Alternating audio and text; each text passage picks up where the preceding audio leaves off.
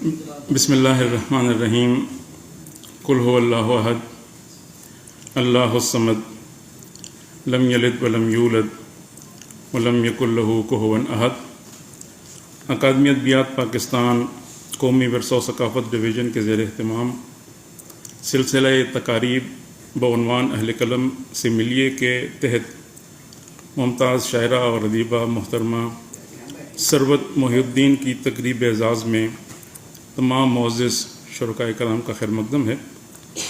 ہم خاص طور پر ممنون ہیں محترمہ کشور ناہید اور جناب افتخار عارف صاحب سے کہ جن کی تشریف آوری سے اس تقریب کے وقار میں اضافہ ہوا ہے۔ ہم پروفیسر ڈاکٹر نجیبہ عارف چیئرپرسن اکادمی ادبیات پاکستان کے بھی شکر گزار ہیں کہ ان کی سرپرستی میں اور رہنمائی میں ایک بہت امپورٹنٹ رائٹر کو آج ہم ٹریبیوٹ پیش کر رہے ہیں۔ محترمہ ثروت محی الدین کا نام اور آپ کا کام کسی تعارف کا محتاج نہیں ہے، مختلف جہات شخصیت ہیں۔ میں ایک مختصر سا تعارف آپ کی خدمت میں رکھتا ہوں۔ 1989 عیسوی میں آپ کا پنجابی شاعری کا مجموعہ کنیاں کے نام سے شائع ہوا۔ اس پنجابی شعری مجموعے کو بہت سارے ایوارڈز دیے گئے اور یہ مختلف جامعات کے نصاب میں بھی یہ کتاب شامل رہی، جس میں امرتسر انڈیا کی یونیورسٹی ہے، گرو نانک یونیورسٹی، اور پٹیالہ انڈیا کی یونیورسٹی میں بھی یہ کتاب نصاب کا حصہ رہی۔ اسی طرح Lahore university of management science, وہاں پر بھی یہ کتاب پڑھاتی جا رہی ہے، اور شعبہ جو علامہ اقبال اوپن یونیورسٹی کا جو شعبہ ہے پاکستانی زبانیں، اس میں بھی یہ کتاب شامل نصاب ہے۔ 1998 عیسوی میں سیک سنہرے کے عنوان سے آپ کا دوسرا پنجابی شعری مجموعہ اور دو پھول کھلے ماہیہ کے عنوان سے اردو ماہیوں کی کتاب شائع ہوئی۔ گیت حیاتی ہوئے ہنگری کے ایک ریولوشنری شاعر ہیں شانڈور پتوفی، ان کی منظومات کو آپ نے اردو پنجابی کا روپ دیا ہے۔ اسی طرح آپ کا ٹریولاگ سفرنامہ رات کی دھوپ اور مغد تارے۔ محترمہ ثروت محی الدین کا ایک اختصاص بچوں کے لیے آپ کا کام ہے، بہت امپورٹنٹ کنٹریبیوشن ہے۔ آکسفورڈ یونیورسٹی پریس نے آپ کی دو کتابیں اس حوالے سے پانی کی کہانی اور شہد کی کہانی، اس کا احوال بیان کریں گی۔ بہت ہی امپورٹنٹ یہ کتابیں ہیں۔ اسی طرح بین الاقوامی شہرت کے حامل دو ناشر ہیں، پبلشرز ہیں، ہوبوز بکس اور روم ٹو ریڈ۔ اس کے تحت آپ نے 13 کتابیں بچوں کے لیے پنجابی میں ٹرانسلیٹ کی ہیں اور 3 کتابیں اردو میں ٹرانسلیٹ کی ہیں۔ آکسفورڈ یونیورسٹی پریس سے ہی ہیر وارث شاہ کا منظوم انگریزی ترجمہ اور میٹر بھی محترمہ ثروت محی الدین نے وہی رکھا ہے جو ہیر وارث شاہ کا میٹر ہے۔ ابھی لمحہ موجود میں قصہ میری حیاتی دا کے عنوان سے آٹو بایوگرافی لکھ رہی ہیں، تقریباً 200 صفحے، اور ہم گزارش کریں گے کہ اس سے ایک اقتباس بھی ہمارے حاضرین کو مرحمت فرمائیں۔ مختلف نہ صرف پاکستان میں بلکہ پوری دنیا میں آپ اردو اور پنجابی ادب کی نمائندگی کرتے ہوئے مختلف انٹرنیشنل کانفرنسز میں اور سیمینارز میں حصہ لے چکی ہیں، جن میں امریکہ، برطانیہ، کینیڈا، فن لینڈ، انڈیا، متحدہ عرب امارات، یہ تمام ممالک شامل ہیں۔ آپ کو متعدد ایوارڈز اور اعزازات سے نوازا گیا، جس میں میں چند کا ذکر کرنا چاہوں گا۔ Promotion of Punjabi culture award New Delhi 1991 عیسوی میں۔ اسی طرح literary award East Art Forum New Jersey USA 1997 میں۔ University of Wisconsin USA Punjabi poetry award Asian Biographical Centre Toronto Canada, اور بھگت منشی رام ایوارڈ پٹیالہ انڈیا۔ اسی طرح ساہتیہ اکیڈمی کا ایوارڈ بھی آپ کو ملا ہے، اور مسعود کھدر پوش ایوارڈ، اور جو پچھلے 3 برسوں میں الحمدللہ 2023، 2024 اور 2025 آپ کو جو مدر لینگویجز جو لٹریچر فیسٹیول ہے اس میں لائف ٹائم اچیومنٹ ایوارڈ دیا گیا، اور انٹرنیشنل کانفرنس جو ہوتی ہے آرٹس کونسل کراچی کی، اس میں بھی لائف ٹائم اچیومنٹ ایوارڈ دیا گیا۔ اور ابھی حال ہی میں حکومت پاکستان نے آپ کو ستارہ امتیاز سے نوازا ہے، تو پلیز جو صاحبان اسٹیج ہیں ان کی اجازت سے میں دستبستہ گزارش کرتا ہوں محترمہ ثروت محی الدین سے کہ وہ تشریف لائیں اور آپ سے اظہار خیال فرمائیں. آئیں میڈم پلیز. آپ کی بھرپور تعلیم.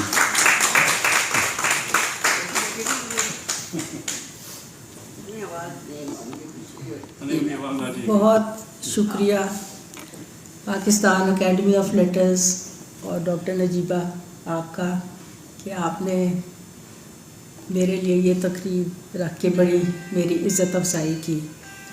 اور بہت شکریہ جناب افتخار عارف صاحب کا اور کشور ناہید صاحبہ کا کہ وہ یہاں موجود ہیں. مجھے کوئی خاص بتایا نہیں گیا کہ میں نے کس سلسلے میں بات کرنی ہے، صرف مجھے یہ کہا گیا کہ آپ نے اپنی زندگی کا سفر بتانا ہے. وہ سفر جو ہے وہ اگر میں ابھی بتانا شروع کروں تو شاید اس کے لیے تو مجھے 1 سال لگ جائے گا. لیکن بات یہ کہ میں لاہور میں پیدا ہوئی اور میں وہاں کے انگریزی اسکول کوئین میریز میں پڑھی، اور اس کی وجہ سے لاہور میں میرے ماں باپ نے ہمارے بچوں کے ساتھ پنجابی بولی.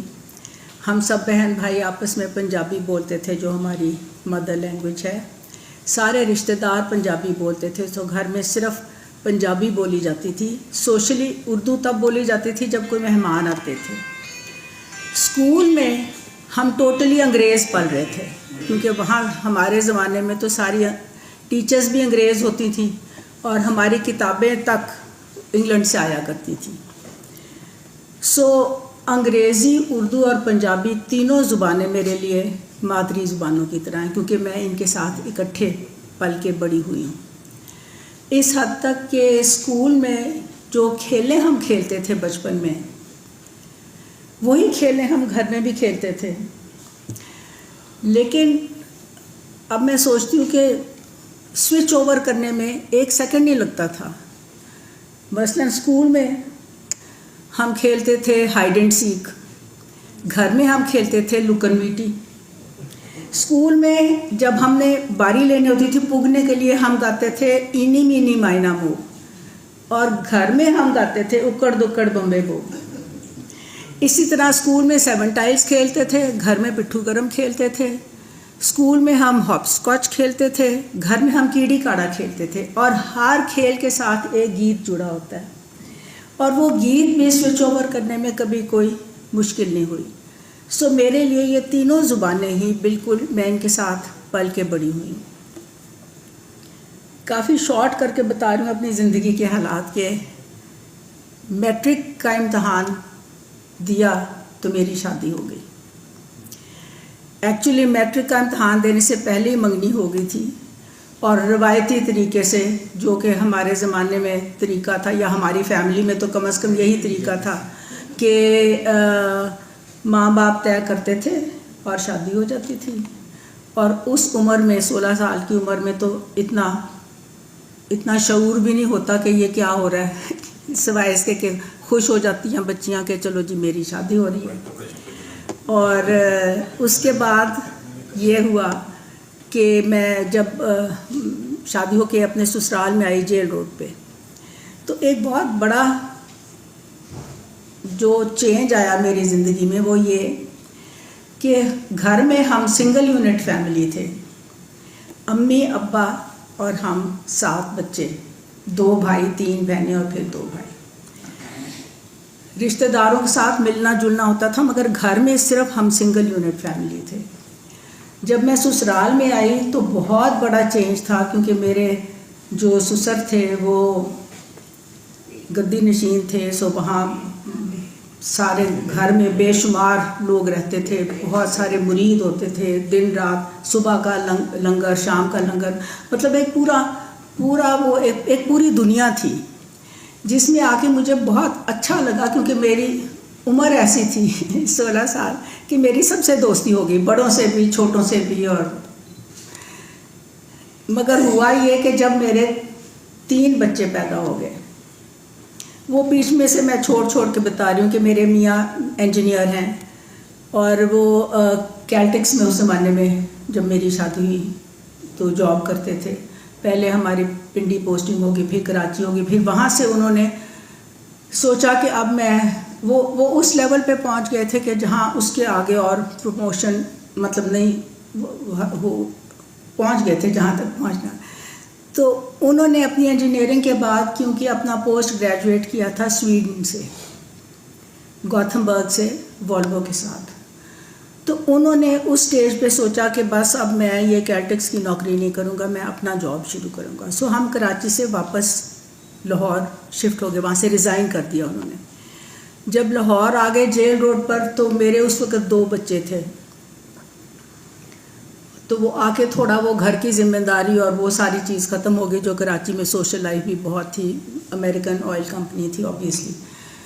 تو مجھے بچپن سے پینٹنگ کا شوق رہا ہے. ایکچولی 3 چیزیں ہیں جنہوں نے ہمیشہ مجھے فیسنیٹ کیا ہے. جب سے مجھے یاد ہے میں تب سے ان 3 چیزوں سے ہمیشہ فیسنیٹڈ رہی ہوں. رنگ, جو کہ میری زندگی کا اس طرح کا حصہ ہے کہ مجھے چیزوں کی سمجھ ہی رنگوں کے تھرو آتی ہے. دوسرا پانی سے ہمیشہ, یہ کنیا نام بھی اسی لیے رکھا گیا پہلی کتاب کا. پانی نے بھی ہمیشہ مجھے بہت فیسنیٹ کیا ہے. بچوں کے لیے جو کہانی میں نے پہلی لکھی تھی وہ بھی پانی کی کہانی ہے, it's about the cycle of water, اور اس میں پورا سمندر کی لائف اور وہ سارا کچھ. جو جن بڑوں نے یہ پڑھی ہے وہ کہتے ہیں یہ ہمارے لیے بھی ہے, صرف بچوں کے لیے نہیں ہے. اور رنگ اور پانی, اور تیسری چیز ہے وقت. ٹائم نے مجھے ہمیشہ سے فیسنیٹ کیا ہے. جب میں بہت چھوٹی تھی تو پینٹ تو میں جب سے مجھے یاد ہے میں کرتی ہوں, اور رنگوں کے ساتھ وہ میرا تعلق ہے. لیکن جو میرا پیشن تھا نا جی, وہ مجھے یہ کبھی بھی نہیں پتا تھا کہ میں کچھ لکھوں گی. میرا پیشن تھا ڈاکٹر بننے کا. میں بچپن سے ڈاکٹر بننے کے خواب دیکھتی تھی.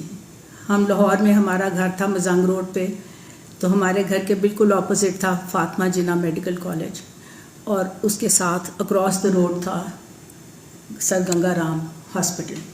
ہم جب اسکول جاتے تھے, میں بہت چھوٹی تھی, تو میں 1-2 دن کی بات نہیں ہے, ہمیشہ سے مجھے پتا تھا کہ میں نے بڑی ہو کے ادھر ہی پڑھنا ہے کیونکہ میں نے ڈاکٹر بننا ہے. لیکن مجھے تو سمجھ ہی نہیں آئی کہ شادی ہو گئی. لیکن یہ ہے کہ اسکول میں جس وقت ہمارا وہ ٹائم آیا تھا نا چوز کرنے کا آرٹس اور سائنس میں, تو میں نے 1 سیکنڈ بھی نہیں مجھے لگا تھا, میں نے سارے سائنس سبجیکٹس لیے تھے, اور یہ میرے پسندیدہ ترین سبجیکٹس ہوتے تھے, فزیولوجی, بائیولوجی, کیمسٹری اور فزکس. اور ان کا شوق مجھے ہمیشہ سے رہا, اور بلکہ بہت حد تک ایسٹرونومی میں بھی میرا بہت شوق ہے, اور بہت چیزیں. یہ ساری چیزیں اسکول میں پڑھنے سے پہلے ہی ایکچولی ہمارے جو 2 بڑے بھائی تھے وہ ایچ میں پڑھتے تھے, ہم کوئن میریز میں پڑھتے تھے. تو انہوں نے پہلے جب سائنس پڑھنی شروع کی تو میرے جو بڑے بھائی خاور بھائی ہیں ان کو بھی ان چیزوں کا شوق تھا. انہوں نے اپنی ساری عیدیاں اور برتھ ڈے کے پیسے جمع کر کے ایک ٹیلیسکوپ خریدا تھا اس زمانے میں. ہم چھوٹے چھوٹے ہوتے تھے, ابھی میں نے اسکول میں یہ سائنس میں چیزیں نہیں پڑھی تھیں. وہ رات کو لاہور وہ تھا کہ جو آج کل کا لاہور نہیں ہے, اسموگ نہیں ہوتی تھی, صاف ستھرا آسمان ہوتا تھا, چمکتے ہوئے ستارے اور چاند نظر آتا تھا. تو وہ رات کو اوپر جاتے تھے اپنا ٹیلیسکوپ لے کے اور ستارے دیکھا کرتے تھے, تو میں ان کے ساتھ جایا کرتی تھی. تو مجھے انہوں نے اسکول میں پڑھنے سے پہلے انہوں نے مجھے کانسٹلیشنز بتائے, یہ کیا ہوتا. سو وہ بھی وہ انٹرسٹ اور وہ شوق بچپن سے رہا. Coming back to the point, جب میری شادی ہو گئی تو جب ہم واپس کراچی سے آئے تو میں نے اپنے پینٹنگ کے شوق کے سلسلے میں ہی میں نے کہا کہ ہمارے اس وقت 2 بچے تھے, تو میں نے کہا کہ میں کیونکہ ذرا فراغت مل گئی گھر کی ذمہ داریوں سے, تو میں نے کہا کہ میں اپنے آرٹ کو پرسو کرتی ہوں. So national college of arts میں نے ایڈمیشن لے لیا proper as a regular student. وہاں پہ 1 سال میں پڑھی. اس کے بعد یہ وہ زمانہ تھا جب ایوب خان کے خلاف شروع ہو گیا سارا سلسلہ بھٹو کا, اور وہ سارے اسکولس کالجز بند ہو گئے, یونیورسٹیاں میں سے سب اسٹوڈنٹس کو بھیج دیا گیا گھروں پہ, اور وہ کافی مہینوں کے لیے وہ بند ہو گیا. سو میرا وہ شوق پھر بیچ میں ہی رہ گیا. اس کے بعد پھر جب میں نے کہا کہ چلو اب نہیں ہو سکتا, مگر خود تو میں کرتی رہتی تھی. جب ہمارا تیسرا بچہ پیدا ہوا, 3 بیٹے ہیں ہمارے ماشاءاللہ, جب چھوٹا بچہ پیدا ہوا تو وہ ٹائم تھا جی کہ جب میرے اسکول کی فرینڈس نے کالج یونیورسٹیاں ختم کیا تھا. اس وقت مجھے پہلی دفعہ زندگی میں یہ احساس ہوا کہ میرے ساتھ کیا ہوئی, کہ میری دوستوں نے تو کالج یونیورسٹیاں ختم کر لی ہیں, اور میں نے کیا کیا, میں تو پڑھائی بھی نہیں میری ہوئی اور آرٹ بھی نہیں ہوئی. سو میں نے اپنے چھوٹے بچے کو, زبر کو جی 6 مہینے کا تھا وہ, اس کو 5-6 مہینے کے بچے کو گود میں اٹھایا. ایک دن سڈنلی جب مجھے خیال آیا, اور میں غصے میں چلی گئی اپنی امی کے پاس, اور جاتے ہی میں نے ان کے ساتھ لڑائی شروع کر دی کہ آپ کو کیا مصیبت پڑی تھی, میری اتنی چھوٹی عمر میں شادی کر دی. اور میں بڑا بولی. وہ چپ کر کے میری بات سنتی رہی, اور انہوں نے مجھے کہا آرام سے, کہتی ہیں 3 بچیاں دی تو ماں, اپنے گھر تو خوش باش, تینوں اج پتہ لگ گیا کہ میری شادی جلدی ہو گئی. میں کہا جی, میں نے کہا جی مینوں اج پتہ ہے. کہنے ہون کی ہویا تینوں؟ میں کہا جی اے ہویا ہے کہ میں جاہل ہیں. میرے نال دیاں کڑیاں جڑیاں نے انہوں نے تے کالج یونیورسٹیاں ختم کیتے نے, تے میں تے جاہل رہ گئی ہیں. اور میں بڑے غصے میں تھی, اور میں بڑا بولی, اور امی چپ کر کے سنتی رہی. اس کے بعد بڑا آرام سے مسکرا کے انہوں نے مجھے بڑے پیار سے ایک فقرہ بولا. کہنے لگی ایڈی کیڑی گل ہے, تو ہن پڑھ لے. اینڈ آئی سڈنلی تھاٹ کہ وائی ناٹ. اس ایک فقرے نے میری زندگی کا رخ موڑ دیا. میں ایک نئی ڈگر پہ چل پڑی. میں نے کہا ٹھیک ہے, میں تو کیونکہ کوئی میرین بیک گراؤنڈ تھا انگلش لٹریچر کا اسٹرانگ, تو میں نے گھر آتے ضیاء کو کہا کہ آپ صبح جا کے تو پتہ کر کے آئیں کہ ایف اے کے ایگزام کب ہونے ہیں. کہتے ہیں کیوں؟ میں نے کہا بس آپ پتہ کر رہے ہیں. وہ گئے تو انہوں نے آ کے بتایا کہ 3 مہینے کے بعد ایگزام ہے, اور داخلے بند ہو چکے ہیں, لیکن ابھی 1 ہفتہ لیٹ فی لگا کے داخلہ دیا جا سکتا ہے. میں کہا کل جائیں اور میرا داخلہ دیں. کہتے ہیں کیا مطلب؟ میں نے کہا بس آپ کو اس سے کیا, آپ میرا داخلہ دیں. اب بھرے گھر میں رہتی ہوں سسرال میں, اب میں کسی کو بتا بھی نہیں سکتی کہ میں نے تو امتحان دینا ہے, کیونکہ مجھے تو سچی بات یہ ہے کہ مجھے تو اندازہ ہی نہیں تھا کہ کالج میں پڑھائی ہوتی کیسی ہے, کتنا پڑھیں تو کتنے نمبر آتے ہیں. کیونکہ جب اسکول میں آپ ہوتے ہیں تو کالج کی بڑی دہشت ہوتی ہے آپ کے اوپر. تو میں نے کہا کہ چھپ کے پڑھنا ہے, نہ میں ٹیوٹر رکھ سکتی تھی. تو میں نے سلیبس منگوایا انگلش لٹریچر کے سر پہ آبویسلی. تو میں نے اپنے سبجیکٹس ایسے چوز کیے جو میں خود پڑھ سکوں. بچہ چھوٹا تھا, اس کے لیے ساری رات جاگنا ہی ہوتا تھا, کیونکہ اس زمانے میں یہ پیمپرز نہیں ہوتے تھے, نیپیز ہوتے تھے, جس کو دن رات کو کئی دفعہ بدلنا پڑتا تھا کپڑے کے نیپیز. تو وہ میں نے جاگنا ہی ہوتا تھا, تو میں اس کو گود میں لے کے ایسے کر کے کتاب پڑھتی تھی, کیونکہ میری اپنی ڈرائیو تھی. مجھے اگر کسی نے کہا ہوتا تو میں کبھی بھی نہ کرتی, لیکن میری اپنی یہ اتنا شوق تھا کہ وہ میں نے چھپ کے بغیر کسی ٹیوٹر رکھے وہ میں نے جی ایف اے کا امتحان دے دیا. اور امتحان بھی ایسے دیا کہ صبح جاتی تھی امی کے پاس بچوں کو چھوڑ کے, پیپر دیتی تھی, اور واپس آ کے شام کو گھر آ جاتی تھی. سسرال والوں کو نہیں پتہ, انہوں نے کہا کہ بھئی یہ, کیونکہ سسرال میں ایک لوگ تو پورا بشرا ہنس رہی ہے, اس کو پتہ ہے میرے سارے سسرال کا. تو بہرحال جب رزلٹ نکلا تو میری بہت ہائی 2nd ڈویژن آئی ہوئی تھی. تو میں نے کہا کہ یہ کیا مطلب, بچے فیل کیسے ہو جاتے ہیں, 2 سال پڑھتے رہتے ہیں کالج میں, پھر بھی فیل ہو جاتے ہیں. خیر, تو وہ تو پھر سب کو پتا تھا کہ میں نے بی اے بھی کرنا ہے. سو میں نے بی اے جو ہے وہ بھی انگلش لٹریچر کے ساتھ ہی بی اے کر لیا. اس کے بعد ہم اسلام آباد آ گئے. یہ 73 کی بات ہے جی, جب ہم اسلام آباد شفٹ ہوئے. کیونکہ خود پڑھنے کا شوق تھا اور آسان بھی لگ رہا تھا کہ کوئی مشکل نہیں تھی، تو میں نے کہا میں قائد اعظم یونیورسٹی سے ماسٹرز کر لیتی ہوں انگلش لٹریچر میں۔ قائد اعظم یونیورسٹی جا کے پتہ کیا تو وہاں پہ انگلش لٹریچر کا ماسٹرز تھا ہی نہیں، اور میرا خیال ہے ابھی تک نہیں ہے۔ باقی سارے سبجیکٹس ہیں، انگلش لٹریچر کا وہاں ماسٹرز نہیں ہے۔ میں نے کہا چلو چھوڑو، جو مجھے غصہ تھا کہ میں تو جاہل ہوں، تو اب بی اے کی ڈگری تو گریجویشن کر لی، ڈی اے ڈگری میرے ہاتھ میں، تو مجھے کیا فرق پڑ گیا، اس سے زیادہ کتابیں تو میں ویسے ہی پڑھ لیتی ہوں، کورس میں پڑھاتے کیا ہے۔ میں نے وہ چھوڑ دیا اور میں نے کہا کہ میں اپنی آرٹ کی طرف دوبارہ آتی ہوں، کیونکہ میں ٹین ایج مدر تھی، اس لیے میرے بچے میری فرینڈس کے حساب سے بڑی جلدی اتنے بڑے ہو گئے کہ مجھے ان کو وہ چھوٹے بیٹھ کے ہوم ورک کروانے کی ضرورت نہیں تھی۔ تو میں نے اس زمانے میں پھر اپنی آرٹ کی طرف دھیان دیا۔ یہ جو پورسلین پینٹنگ میں کرتی ہوں، لگاتی رہتی ہوں اپنی چیزیں، یہ میں نے کیونکہ بزنس سویڈن کے ساتھ تھا، وہاں ہم جاتے آتے رہتے تھے، تو میں نے اسٹاک ہوم سے یہ پورسلین پینٹنگ کا کورس کیا 3 مہینے کا، اور وہاں سے ایک کلن بھی خریدی، تو میں پھر وہ پینٹنگ کی طرف لگ گئی۔ اس کے لیے میں نے ایک دفعہ ہم گئے تو لنڈن کے تھرو ہی جاتی تھیں فلائٹس، ڈائریکٹ تو اسٹاک ہوم نہیں جاتی تھیں، تو میں نے کہا کہ جب میں آرٹ کر رہی ہوں تو مجھے history of art as a subject پڑھنا چاہیے، کیونکہ پڑھنے کا تو شوق تھا ہی، خود ہی اپنے طور پہ پڑھنے کا۔ تو میں نے وہ ہسٹری کی ایک موٹی سی کتاب ہسٹری آف آرٹ لنڈن سے خریدی اور لے آئی۔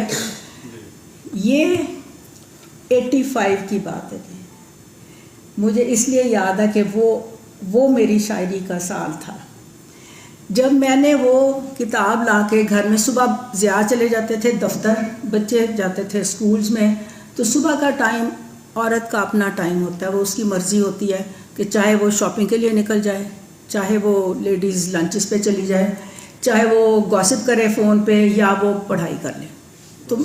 تو میری چوائس یہ تھی، تو میں نے وہ ایکچولی میرے ساتھ یہ ہوا کہ جب میں وہ ہسٹری آف آرٹ کی کتاب سیریسلی پڑھ رہی تھی تو مجھے ایسی کچھ سوچیں آئیں اور میں نے وہ کاغذ پہ لکھ دیا۔ سرپرائزنگلی مجھے خود بھی حیرانی ہوئی کہ وہ پنجابی میں نے لکھا۔ بیک گراؤنڈ تو میرا انگلش لٹریچر کا تھا سارا، تو میں اگر سوچ کے لکھتی تو مجھے تو انگریزی میں لکھنا چاہیے تھا۔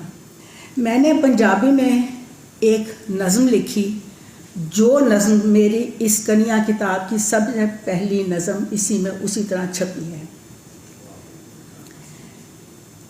تو اس کے بعد یہ سلسلہ شروع ہو گیا۔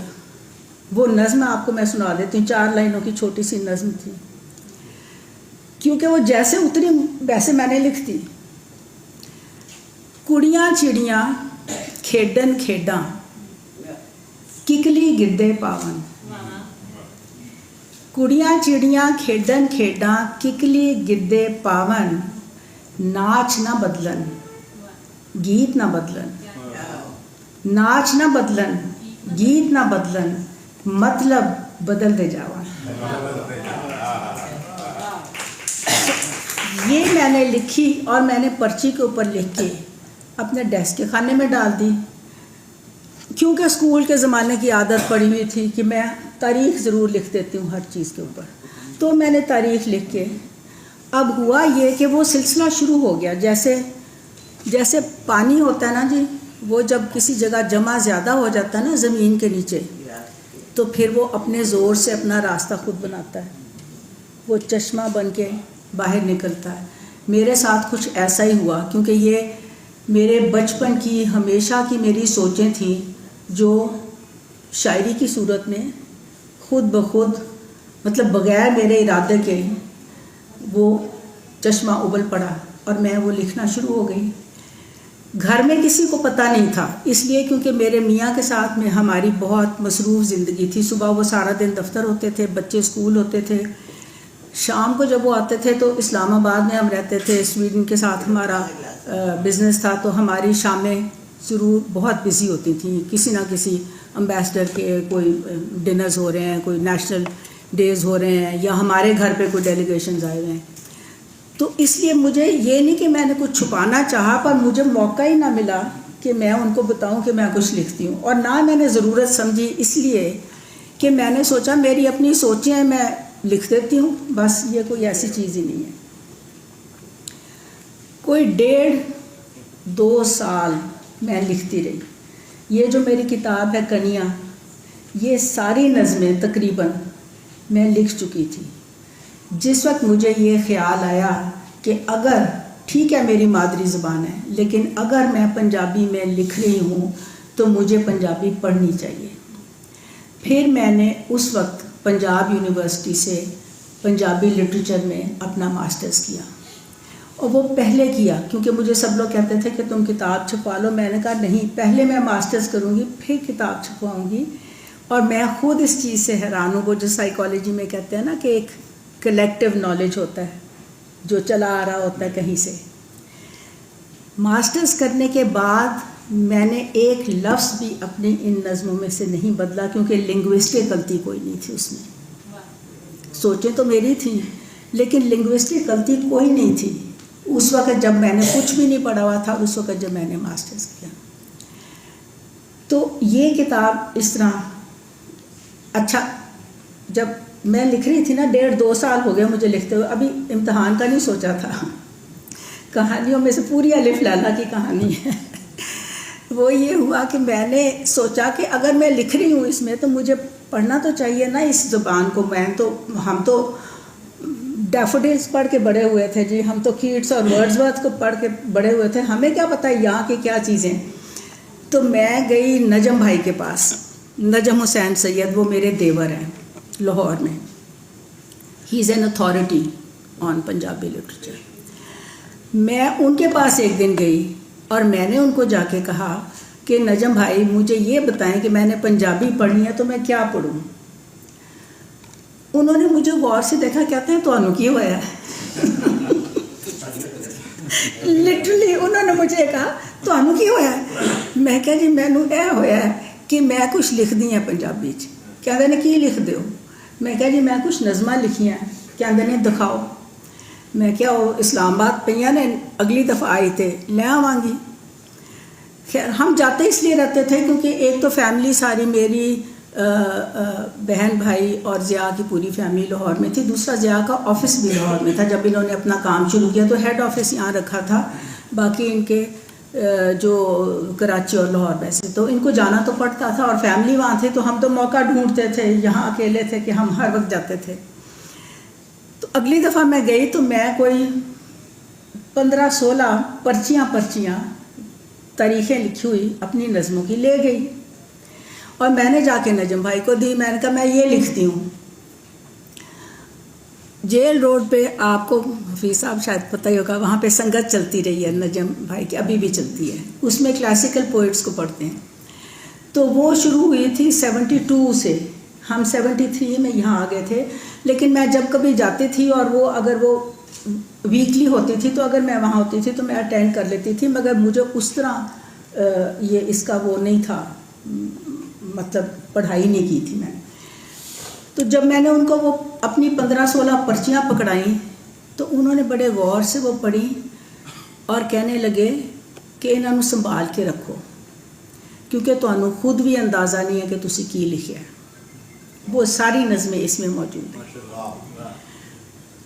میں کہا جی میں نے یار دسو میں پڑھا کی لکھیا تو جو میں ہے۔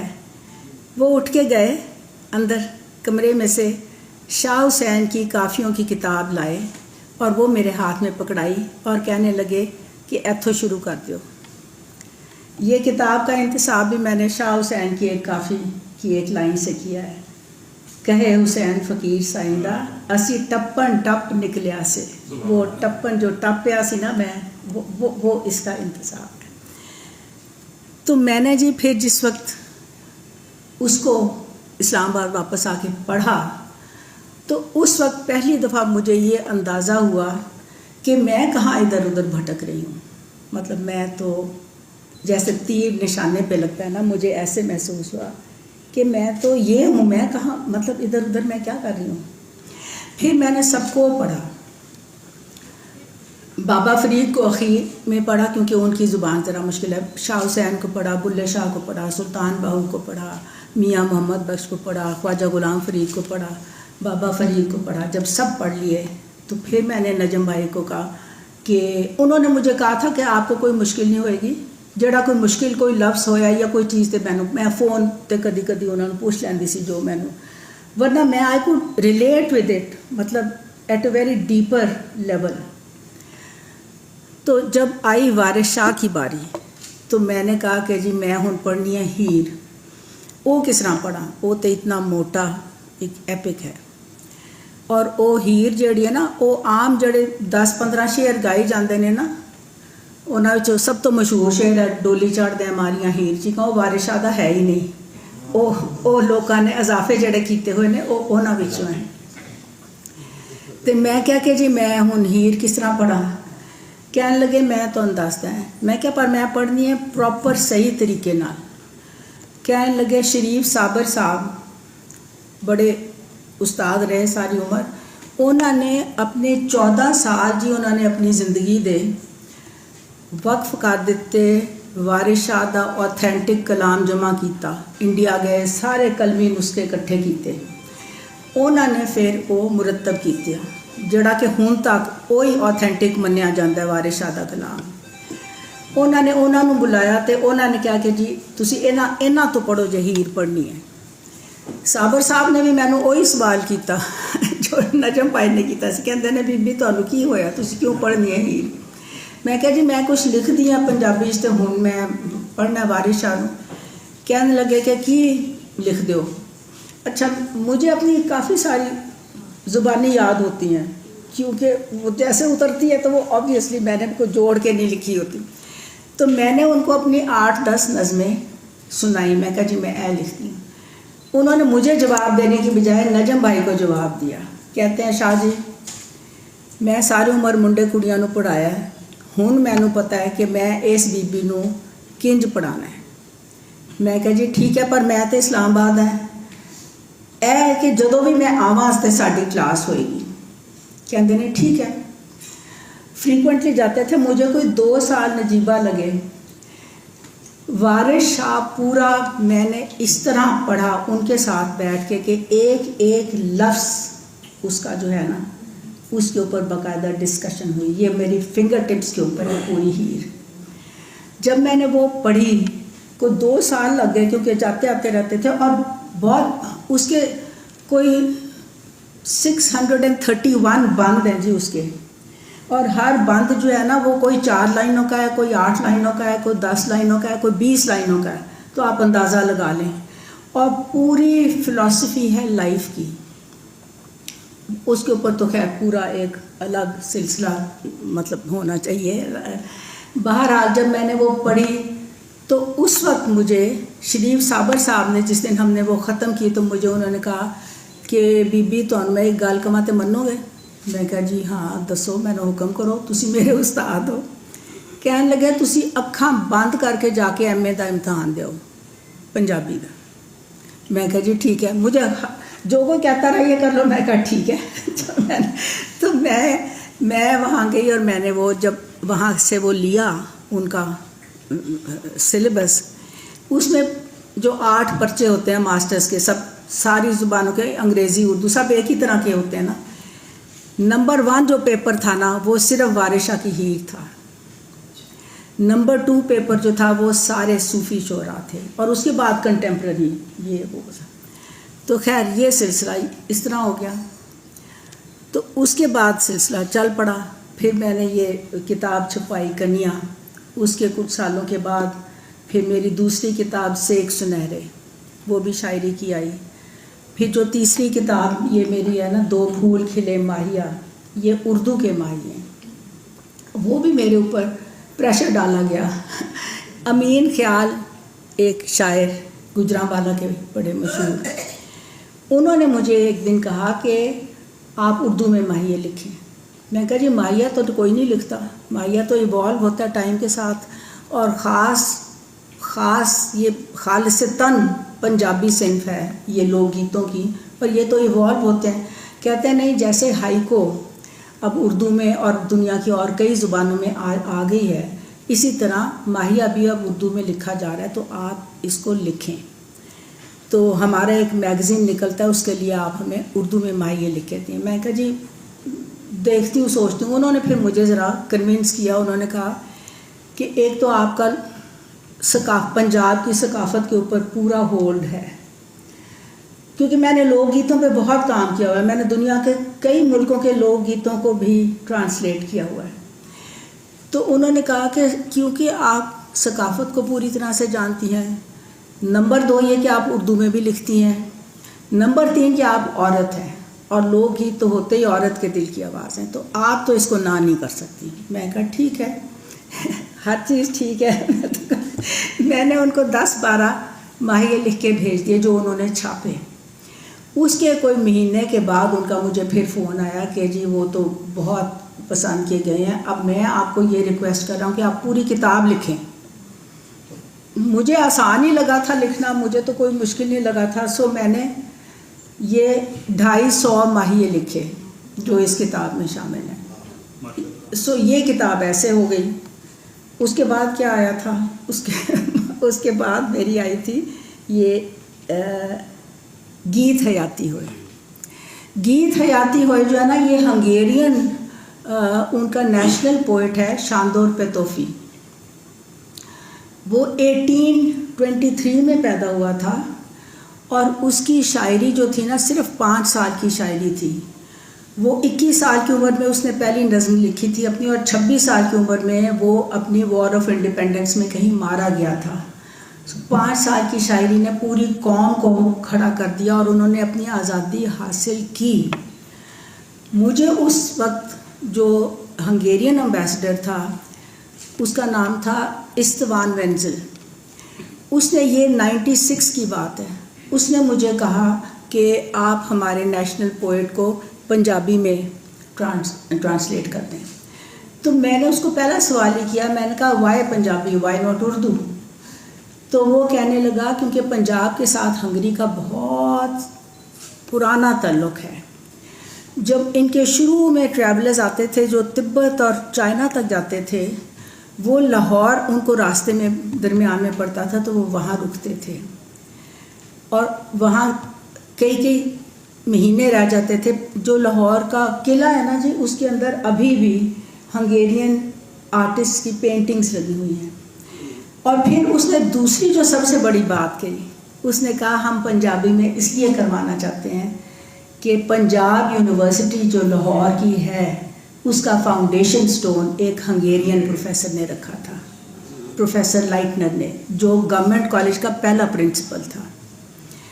اور اس کے علاوہ پھر جب علامہ اقبال وہاں پہ تھے تو اس زمانے میں ایک ہنگیرین پروفیسر آیا تھا پنجاب یونیورسٹی میں، ڈاکٹر سٹائن. اس نے علامہ اقبال کو شاندور پیتوفی کی پوئٹری دی، اور وہ اس سے بڑا انسپائر ہوئے. اور علامہ کی جو کتاب ہے پیام مشرق، اس میں انہوں نے ساری دنیا بھر کے لوگوں کو خراج تحسین پیش کیا. اس میں انہوں نے 3 شعر فارسی میں شاندور پیتوفی کے لیے بھی لکھے، اس کو ٹریبیوٹ دیا. تو یہ جو کتاب ہے اس کے اندر وہ جو شعر ہے نا، ان کا بھی میں نے منظوم پنجابی ترجمہ کیا ہوا ہے. آپ نے تو اٹینڈ کی تھی کشور، آپ بھی تھیں اس بک لانچ پہ جو ہنگیرین امبیسڈر کی تھی. تو اس کے اندر اس وقت بھی میں نے ان کو تھوڑی سی شاید 10 نظمیں کر کے دی تھیں. اس کے بعد جو اگلا امبیسڈر آیا تھا وہ 2006 میں آیا تھا. یہ بیلا فزیکاس اس کا نام تھا. وہ ابھی دوبارہ اپنی ٹرم پوری کر کے ابھی پچھلے مہینے واپس گیا. اس نے مجھے کہا کہ ان کے پاس پچھلی تو ساری رپورٹ ہوتی ہے کہ آپ نے کیا تھا اس کو ٹرانسلیٹ، تو آپ ہمیں پوری کتاب کر کے دیں. میں نے کہا ٹھیک ہے کر دیتی ہوں. ساری زندگی یہی کہا جس نے جو کہا کر دیا، چلو کر دیا. اس کو میں نے کہا اگر آپ نے پوری کتاب، تو جب اس نے شروع میں مجھے پہلے والے نے کہا تھا تو میں نے کہا تھا مجھے اس کی لائف ہسٹری کے اوپر ایک کتاب دیں تاکہ مجھے پتہ تو ہو کون بندہ ہے، اس نے کیا لکھا. تو اس نے مجھے اس کی لائف ہسٹری انگریزی میں کتاب دی تھی، جو کہ پڑھنے کے بعد پھر میں نے اس نے جو انگریزی ٹرانسلیشن دی تھی نا، اس میں سے میں نے چوز کیے تھے کچھ اس وقت پوئمز جن کو میں نے کیا تھا. تو اب اس نے کہا کہ پوری کتاب کریں، تو میں نے کہا جی آپ پھر چوز کر کے دیں مجھے. تو یہ اس نے سلیکٹ کی تھی نظمیں جو کہ اس نے مجھے انگریزی میں ترجمے دیے، تو میں نے اس کو کہا کہ مجھے اوریجنل چاہیے ہنگیرین میں، کیونکہ ہر زبان کا ایڈیم تو فرق ہوتا ہے. انگریزی میں جب آپ ترجمہ کرتے ہیں تو وہ کچھ اور ہوتا ہے، جب آپ پنجابی میں کریں گے تو کچھ اور ہوئے گا. تو اس نے پھر مجھے اس کی دی. اس میں سے جو نظمیں اس نے چوز کی تھی نا، اس کے اندر جو انگریزی میں ظاہر ہے میں نے تو پڑھی، ان کے اندر جو خاص خاص لفظ تھے نا کہیں کہیں، وہ میں نے انڈر لائن کر کے، تو امبیسڈر کی بیوی کو ایک دن فون کیا کہ وہ کیونکہ پوئٹ نہیں تھی، تو میں نے اس کو فون کیا، میں کہا کہ تم آؤ میری طرف اور جو اس کی اوریجنل ٹیکسٹ ہے نا وہ لے کے آؤ اور مجھے ان الفاظ کے مطلب بتاؤ کہ ہنگیرین میں کیا لفظ استعمال کیا گیا ہے. اور وہ بڑے مختلف تھے، وہ جو انگریزی میں تھے اس سے فرق تھے وہ. تو اس طرح بیٹھ کے اس کے ساتھ پھر میں نے اوریجنل زبان کے وہ سارے الفاظ دیکھے کہ وہ پوئم میں کس طرح آتے ہیں. پھر میں نے اس کو تھوڑی دیر سنک ان ہونے دیا، اس کے بعد میں نے پھر پنجابی میں ریکریٹ کیے یہ. سو یہ کتاب ایسے ہو گئی. اور اس کے بعد کیا آئی تھی؟ اس کے بعد آئی تھی رات کی دھوپ. رات کی دھوپ جو ہے یہ اسکینڈینیویا کا سفر نامہ ہے. اس کے لیے مجھے سب سے پہلے اکسایا تھا مستنصر حسین تارڑ نے. ہم گئے ہوئے تھے دلی سارک رائٹرز کانفرنس میں، کافی لوگ تھے، نیلوفر بھی گئی ہوئی تھی. نیلوفر تھی، میں تھی، زاہدہ ہنا تھی، فراز اور آصف فرخی اور کافی لوگ تھے یہاں سے. کشور آپ بھی تھیں؟ نہیں آپ نہیں تھیں، آپ نے اس سے پہلے کروائی تھی ایک یہاں جس میں اجیت کور سے ملاقات ہوئی تھی، پھر اجیت کور نے وہاں بلایا تھا. ٹھیک ہے. تو جب وہاں گئے تو ہم ایک فنکشن میں، وہ جو ان کا وینیو تھا وہاں جانے کے لیے جہاں جہاں ہم ٹھہرے ہوئے تھے وہ سارے ایک وین میں اکٹھے ہوئے. تو وہاں پہ کسی کا انتظار کر رہے تھے تو مجھے مستنصر کہنے لگے کہ گل سنو، میں تو بڑی گھٹ دنیا دیکھی ہے تو میں بہت زیادہ شور مچایا، تو تسی میرے کو بہت زیادہ دنیا دیکھی ہے تو تسی شور ہی نہیں مچاندے.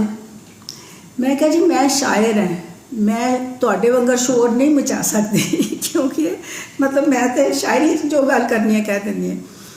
تو کہنے لگے نہیں تسی اینی دنیا دیکھنے کی بھی بات میں بتا دوں آپ کو کہ 2014 میں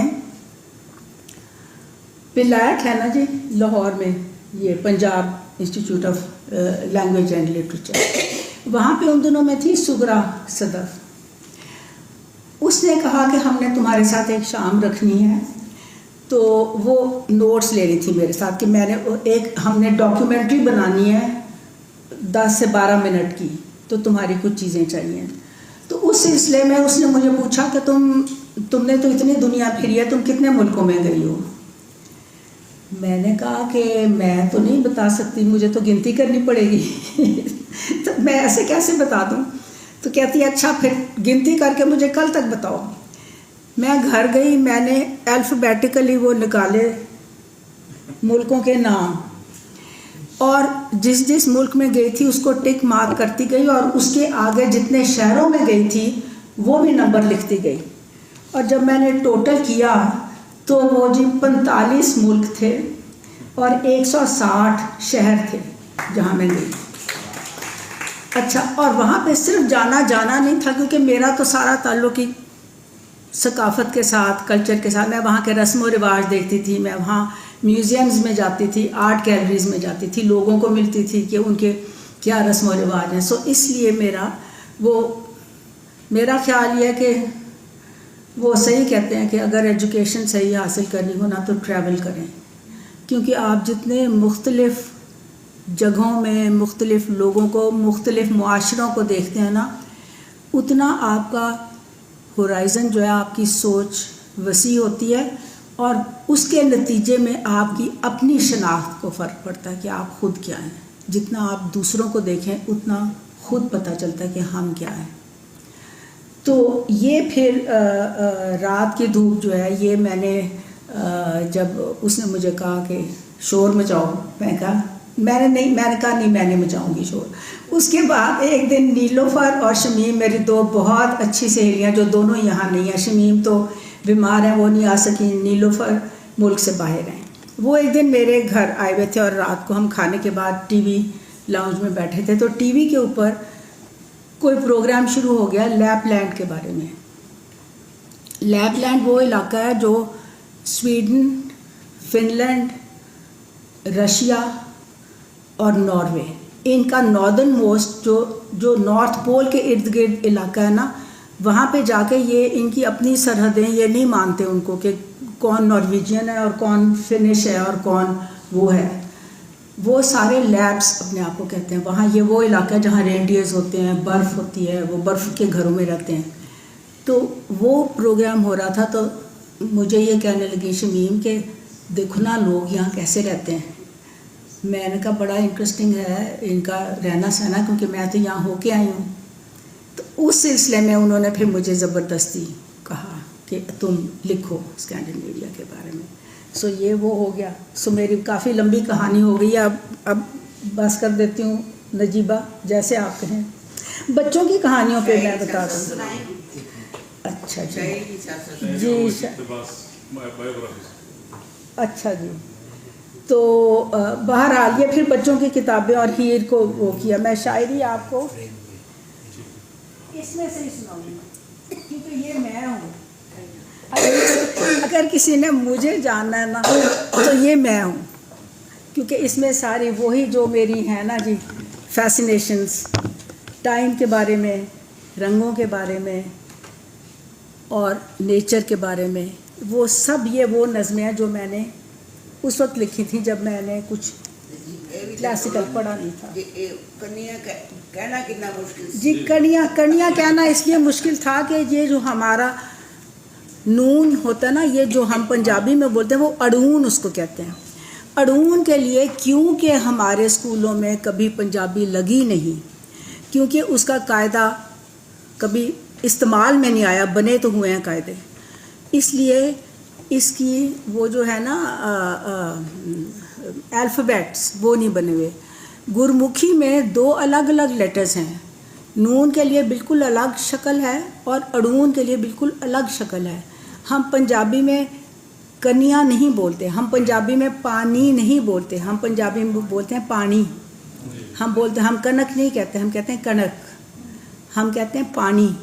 تو یہ جو اسٹرانگر نون ہے نا، اس کے لیے پھر پنجابی ادبی بورڈ کی میں ممبر بھی ہوں، وہاں پہ ہم نے یہ طریقہ استعمال کیا کہ ایک چھوٹا نقطہ اس کے اوپر لگا دیا، جو کہ لوگوں کو کئی دفعہ غلط بھی کہا کہ جی یہ غلط پڑھا جا سکتا ہے۔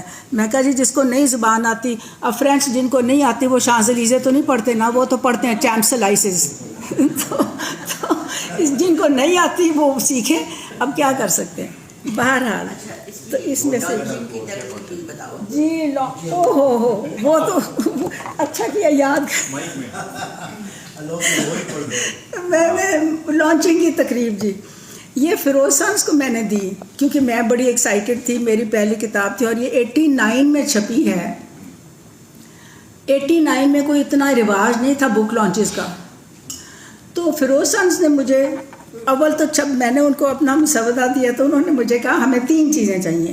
میں کہا جی کیا چیزیں چاہیے؟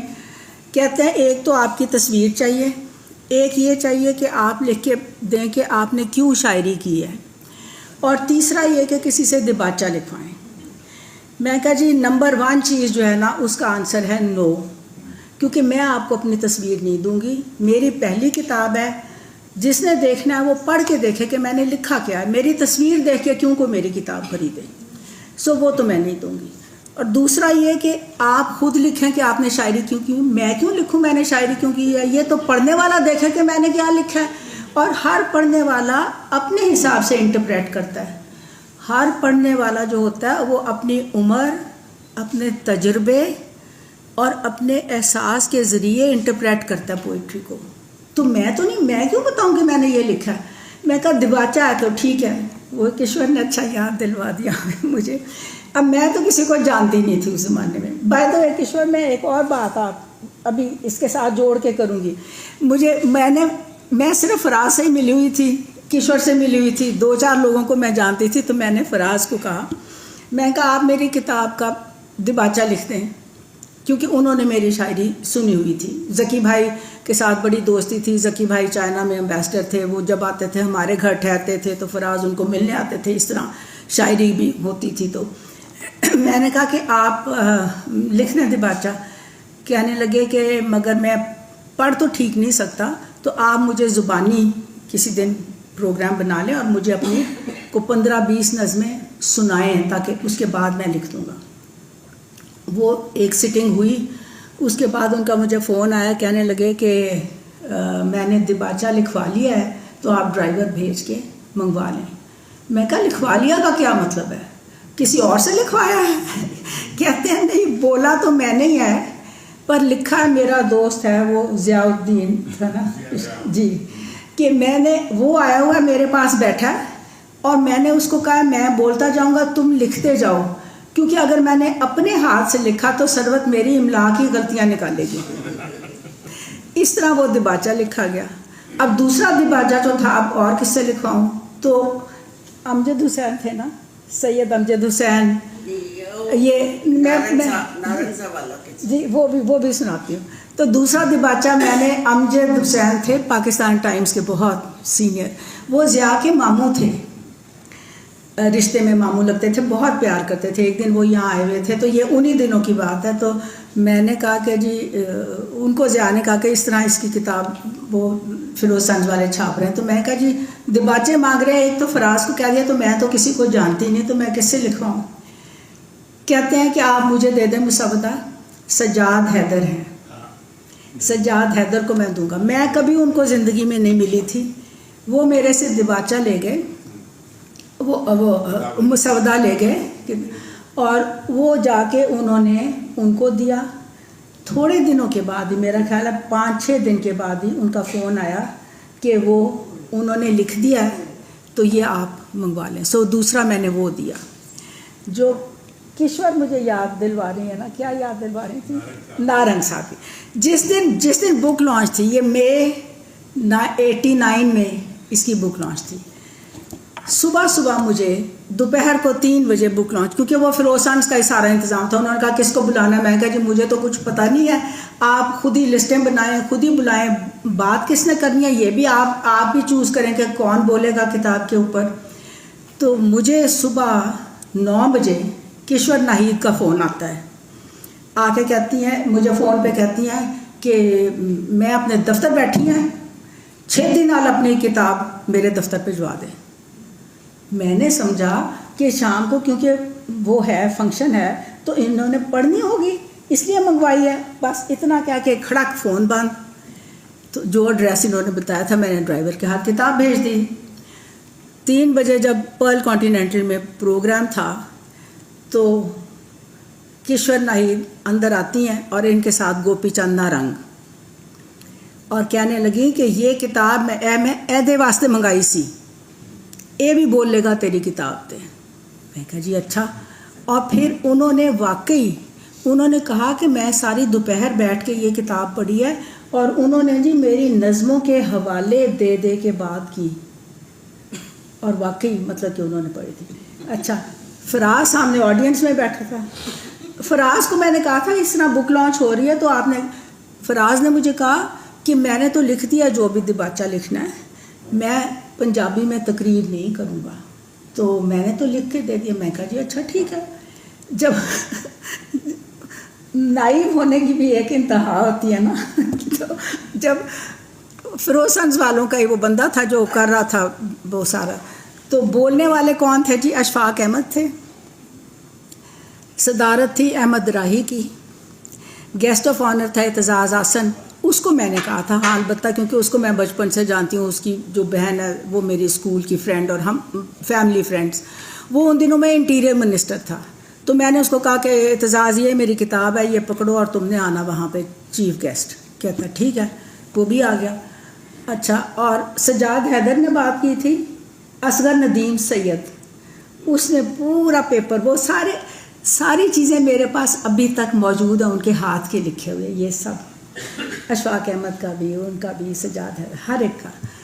تو یہ سب بولنے والے تھے, ساتھ گوپی چند نارنگ. جب پروگرام ختم ہوا, نہیں مجھے اس نے آ کے کان میں پوچھا فیروز سنج کے بندے نے کہ جی فراز صاحب بیٹھے ہیں سامنے تو ان کو بھی بلاؤں. میں کہا نہیں انہوں نے منع کیا, ان کو نہیں بلانا. تو وہ بیٹھا ٹھیک ہے, اس نے منع کیا تھا بھی میں کیا کروں. تو جیسے ہی پروگرام ختم ہوا کشور نائی نے میری کلاس لی, آ کے مجھے اتنا ڈانٹا سب کے سامنے. اے تو کی کیتا فراز سامنے بیٹھا سی انہوں نہیں بلایا. میں کہ جو منع کیتا سی میں کی کراں کہ ایسا نہیں ہوندا. تو خیر پھر اس کے بعد کشور نے اپنے گھر مجھے نہیں بلایا تھا, پہلے ان سب کو بلایا تھا, گوپی چند نارنگ کو, فراز کو, اور سارے تھے, منو بھائی, جاوید شاہین, سب سارا جو ان کا پورا کراؤڈ تھا وہاں تھا. جب میں گھر آئی تو مجھے کہتی ہیں تو کتنے ہیں. میں کہ جی میں تے گھر آ گئی ہیں. اتنے کی کر رہی ہیں, مہمان تے تیرے سی سارے جڑے آئے سی, انہوں نے میں سڑک تو چک کے لیا اپنے گھر تے تو پہنچ جا. خیر میں اسی وقت اپنے پھول شول اٹھا کے کشور کے لیے لے گئی. میں نے کہا جی یہ لے, اور میرے سے غلطی ہو گئی. تو اس طرح یہ ہوا سلسلہ. تو میں اس میں سے آپ کو ایک دو نظمیں سنا دیتی ہوں, کیونکہ میں جیسے کہہ رہی ہوں نا کہ میں آج بھی جو ہوں وہ میں 40 سال پہلے بھی وہی تھی جو اس میں ہے. اس میں کوئی, کیونکہ میرا جو تعلق جن چیزوں سے میں نے بتایا ہے وہ ابھی بھی اسی طرح ہے. جی یہ جو 3 چیزیں میں نے آپ کو بتائی ہیں نا جی, پانی اور وقت اور رنگ, اس کے سے کنیکٹڈ میں اپنی. می وریا تے پیاسی دھرتی رج رج پانی پیوے. می وریا تے پیاسی دھرتی رج رج پانی پیوے, خوشیاں مانے اے نہ جانے وردہ می تے مک جانا ہے. خوشیاں مانے اے نہ جانے وردہ می تے مک جانا ہے. گھٹ گھٹ پیتا پانی اندروں اندر رچدا ہویا, کدھروں کدھر لنਘ جانا ہے. دور کدائیں ٹھاٹھا مار دے پانیاں دے وچ رل جانا ہے. گھٹ گھٹ پیتا پانی اندروں اندر رچدا ہویا, کدھروں کدھر لنਘ جانا ہے. دور کدائیں ٹھاٹھا مار دے پانیاں دے وچ رل جانا ہے. می جد مکیا ناتی توتی ہسدی دھرتی مڑ کے سک گئی. می جد مکیا ناتی توتی ہسدی دھرتی مڑ کے سک گئی. وہ کی جانے می دے مکن مگروں پاویں اوپروں اونے سک جانا ہے. او دے اندر لکیا ہویا دانا دانا پھٹ پینا ہے.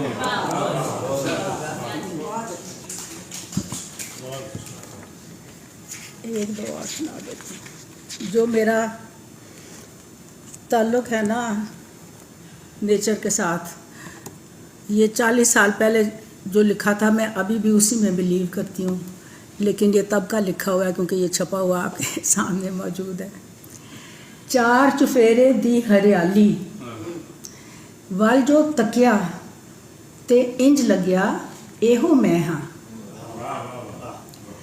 4 چفیرے دی ہریالی ول جو تکیا تے انج لگیا ایہو میں ہاں.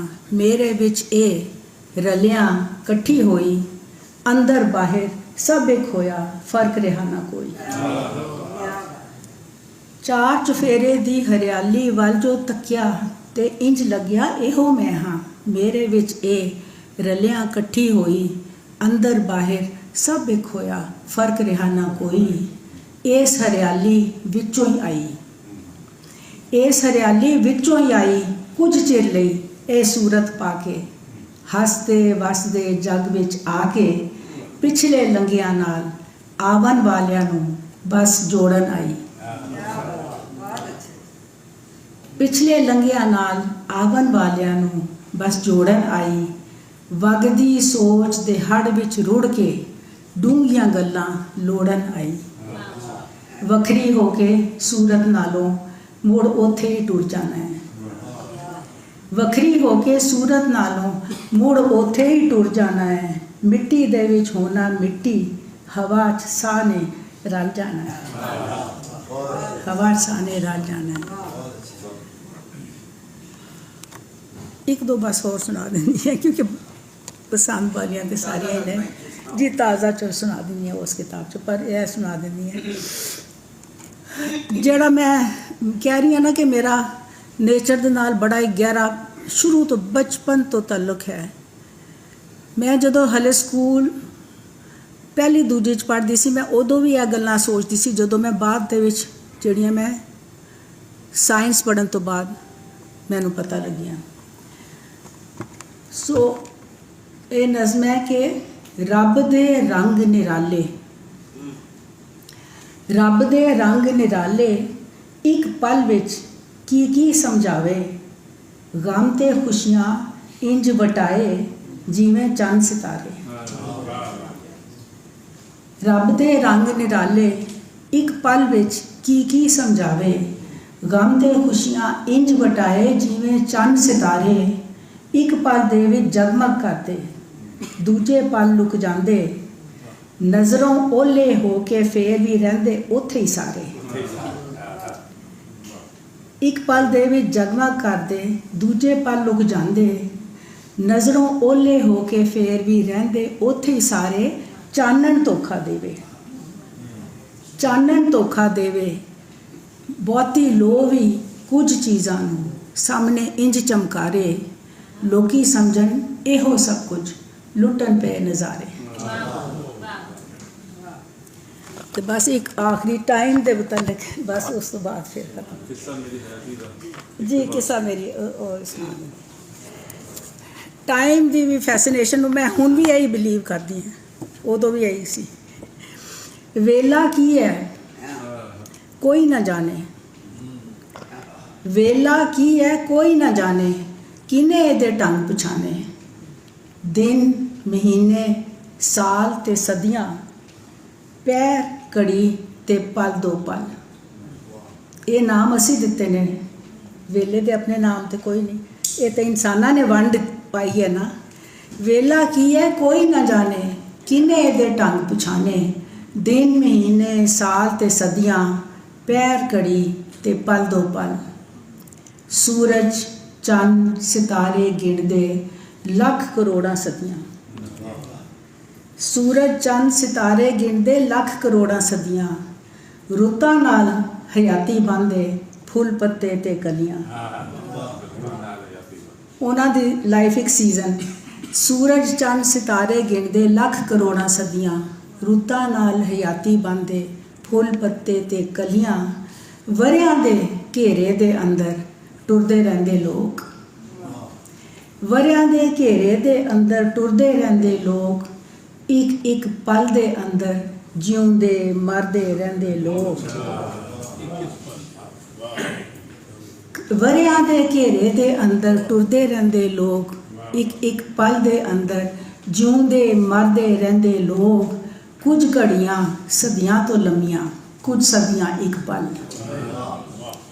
ਕੁਝ ਸਦੀਆਂ ਘੜੀਆਂ ਤੋਂ ਲੰਮੀਆਂ, ਕੁਝ ਸਦੀਆਂ ਇੱਕ ਪਲ। ਕੁਝ ਘੜੀਆਂ ਸਦੀਆਂ ਤੋਂ ਲੰਮੀਆਂ, ਕੁਝ ਸਦੀਆਂ ਇੱਕ ਪਲ। ਆਪਣੀ ਆਪਣੀ ਬਿੱਤ ਮੁਤਾਬਿਕ ਵੇਲਾ ਟੱਪਦੇ ਲੋਕ,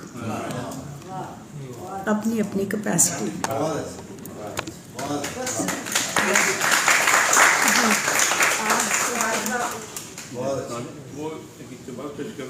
جی اچھا کہہ رہے ہیں کہ وہ کیونکہ چھپی نہیں ہے میرے فون میں، تھوڑا سا ہے اس کا، وہ میں سنا دوں۔ وہ کشور جی ਤੁਸੀਂ ਸੁਣਿਆ ਹੋਇਆ ਉਹ ਹਿੱਸਾ, ਕਿਉਂਕਿ ਉਹ ਮੈਂ ਦਿੱਤਾ ਸੀ ਕਿਸੇ ਨੂੰ ਛਾਪਣ ਵਾਸਤੇ, ਤੇ ਤੁਹਾਨੂੰ ਕਿਸੇ ਨੂੰ ਛਾਪਣ ਲਈ ਦਿੱਤਾ ਸੀ, ਤੇ ਤੁਹਾਨੂੰ ਦਸੰਬਰ ਆਉਣ ਤਾਈਂ ਲਾਹੌਰ ਵਿੱਚ ਅੱਤ ਦਾ ਪਾਲਾ ਪੈਣਾ ਸ਼ੁਰੂ ਹੋ ਜਾਂਦਾ, ਜਿਹੜਾ ਜਨਵਰੀ ਤਾਈਂ ਚੱਲਦਾ।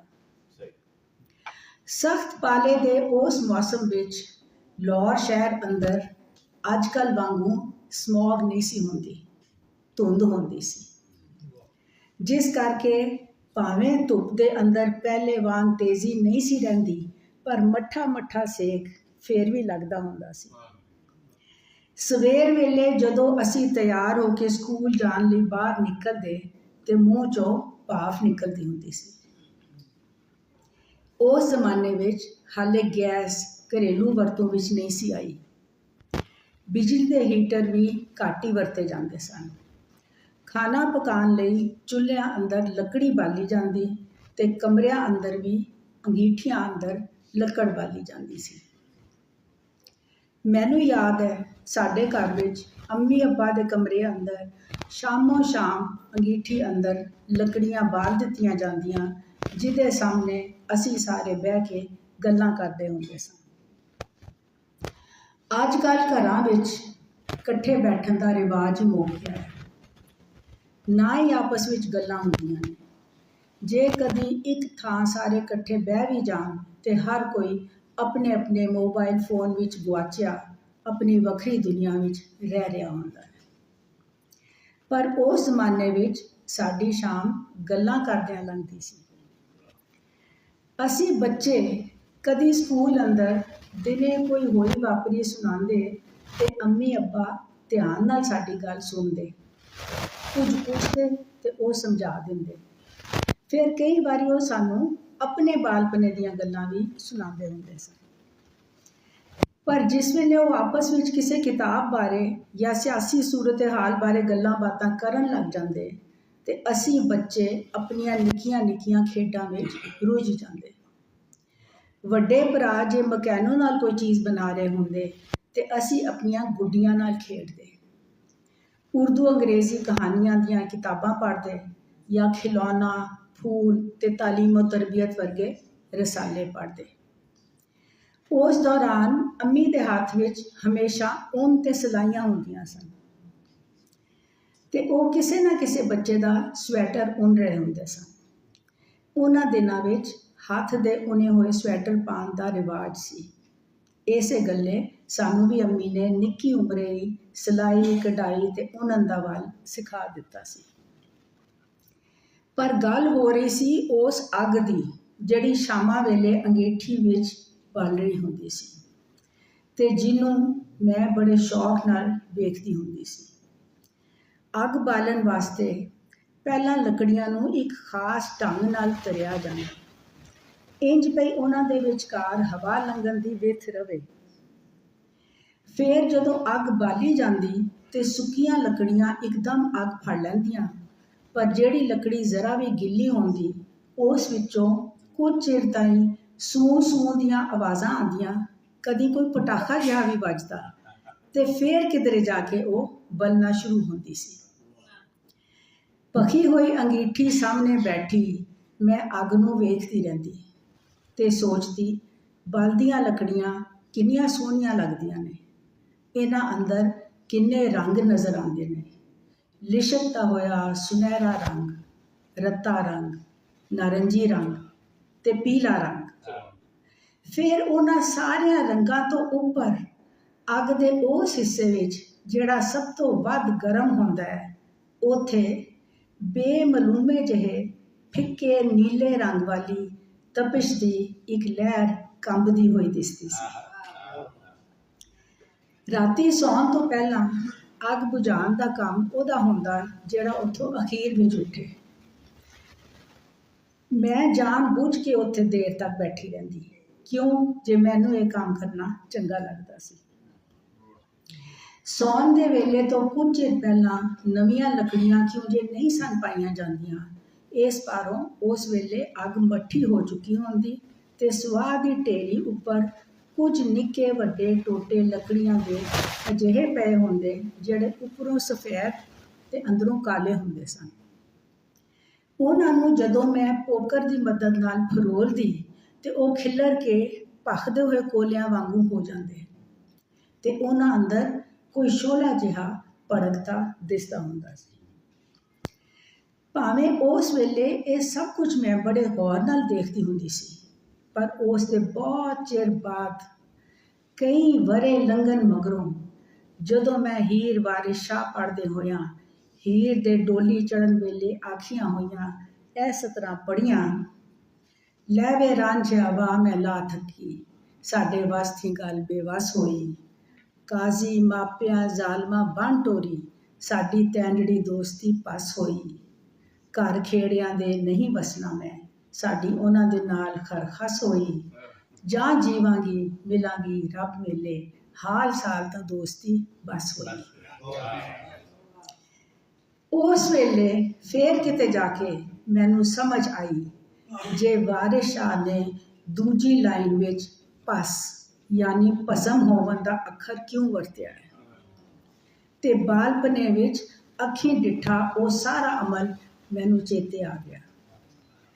ਹੀਰ ਦਾ ਖੇੜੇ ਨਾਲ ਵਿਆਹ ਤੋਂ ਇਨਕਾਰ, ਮਾਪਿਆਂ ਦਾ ਬਦੋ ਬਦੀ ਉਸ ਦਾ ਨਿਕਾਹ ਪੜਵਾਉਣਾ ਤੇ ਖੇੜਿਆਂ ਦੇ ਨਾਲ ਧੱਕਾ ਜ਼ੋਰੀ ਉਸ ਨੂੰ ਤੋੜ ਦੇਣਾ, ਫਿਰ ਇੰਨਾ ਸਭ ਕੁਝ ਹੋ ਜਾਵਨ ਮਗਰੋਂ ਵੀ ਹੀਰ ਦਾ ਕਿਸੇ ਸੂਰਤ ਹਾਰ ਨਾ ਮੰਨਣ ਦਾ ਇਸ ਤੋਂ ਪਰਵਾਹ ਇਜ਼ਹਾਰ ਹੋਰ ਕੀ ਹੋ ਸਕਦਾ ਸੀ।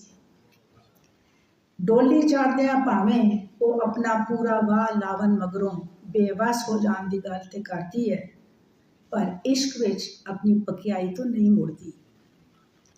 ਉਸ ਵੇਲੇ ਉਹ ਇਹ ਨਹੀਂ ਕਹਿੰਦੀ ਜੇ ਸਾਡੀ ਦੋਸਤੀ ਹਮੇਸ਼ ਵਾਸਤੇ ਮੁੱਕ ਗਈ ਹੈ, ਉਹ ਕਹਿੰਦੀ ਹੈ ਹਾਲ ਸਾਲ ਯਾਨੀ ਹੁਣ ਇਸ ਵੇਲੇ ਦੋਸਤੀ ਬਸ ਹੋਈ ਹੈ, ਇਸ਼ਕ ਨਹੀਂ ਮੁੱਕਿਆ। ਕਿਉਂ ਜੇ ਇਸ਼ਕ ਦੀ ਅੱਗ ਅਜਿਹੀ ਹੁੰਦੀ ਹੈ ਜਿਹੜੀ ਉੱਪਰੋਂ ਵੇਖਿਆ ਭਾਵੇਂ ਲੱਗੇ ਜੋ ਸਭ ਕੁਝ ਸੜ ਬਲ ਕੇ ਭਸਮ ਹੋ ਗਿਆ ਹੈ, ਪਰ ਭਸ ਹੋਈ ਉਸ ਸਵਾਹ ਦੇ ਅੰਦਰ ਕਿਧਰੇ ਨਾ ਕਿਧਰੇ ਕੋਈ ਨਾ ਕੋਈ ਚਿਨਨ, ਕੋਈ ਚਿੰਗਾਰੀ ਅਜਿਹੀ ਜ਼ਰੂਰ ਦੱਬੀ ਰਹਿ ਜਾਂਦੀ ਹੈ ਜਿਹੜੀ ਕਿਸੇ ਵੇਲੇ ਵੀ ਭੜਕ ਕੇ ਸ਼ੋਲਾ ਬਣ ਸਕਦੀ ਹੈ। ਖਬਰੇ ਇਹ ਕਿੰਜ ਹੁੰਦਾ ਹੈ, ਖਬਰੇ ਇਹ ਕਿੰਜ ਹੁੰਦਾ ਹੈ ਜੇ ਲੰਘੇ ਵੇਲੇ ਦੀ ਕੋਈ ਵੇਖੀ ਸੁਣੀ ਗੱਲ ਸਾਡੇ ਚੇਤੇ ਅੰਦਰ ਕਿਤੇ ਡੂੰਘੀ ਥਾਵੇਂ ਲੁਕੀ ਰਹਿੰਦੀ ਹੈ ਤੇ ਮੁੜ ਕਿਸੇ ਪਲ ਵਿੱਚ ਕੁਝ ਵੇਖਦੇ, ਸੁਣਦੇ ਜਾਂ ਪੜ੍ਹਦੇ ਹੋਇਆ ਆਪਣੇ ਆਪ ਹੀ ਉਗੜ ਕੇ ਸਾਹਮਣੇ ਆ ਖਲੋਂਦੀ ਹੈ। ਚਿਰਾਂ ਦੀਆਂ ਵਿਸਰੀਆਂ ਵਿਸਰਾਈਆਂ ਗੱਲਾਂ ਇੱਕਦਮ ਕਿਤੇ ਨੇੜਿਓਂ ਦਿਸਣ ਲੱਗ ਪੈਂਦੀਆਂ ਨੇ ਤੇ ਬੰਦਾ ਲੰਘੇ ਵੇਲੇ ਵਿੱਚ ਇੰਜ ਅੱਪੜ ਜਾਂਦਾ ਹੈ ਜਿਵੇਂ ਵਰਿਆਂ ਦਾ ਪੰਧ ਵਿਚਕਾਰ ਕਦੇ ਹੈ ਹੀ ਨਹੀਂ ਸੀ।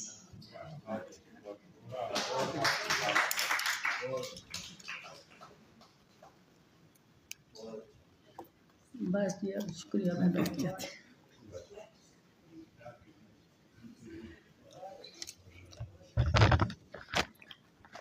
मोहतरमा सरबत मोहिउद्दीन बहुत तफसील के साथ अपना अदबी सफ़र बयान फरमा रही थी और जितनी भी तसानीफ़ हैं उनका पस मंज़र भी मैं आपकी खिदमत में गुजारिश करता हूँ कि प्लीज़ एक दफ़ा फिर क्लिप करके तहसीन फरमाइएगा।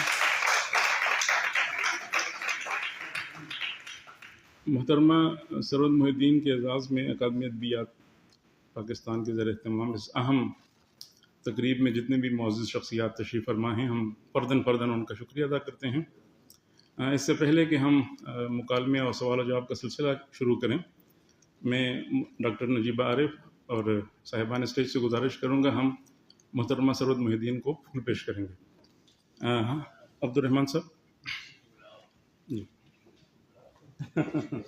हैं वो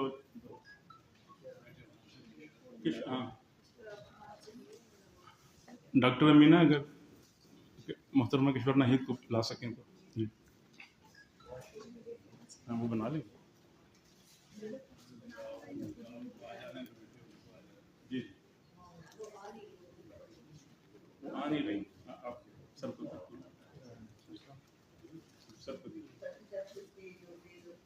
ठीक हमें सब पेश करेंगे।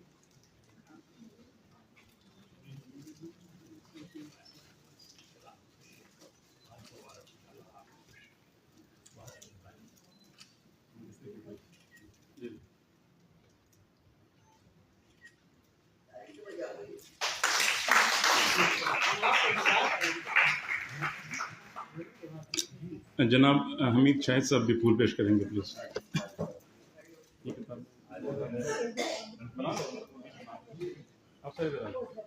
मैं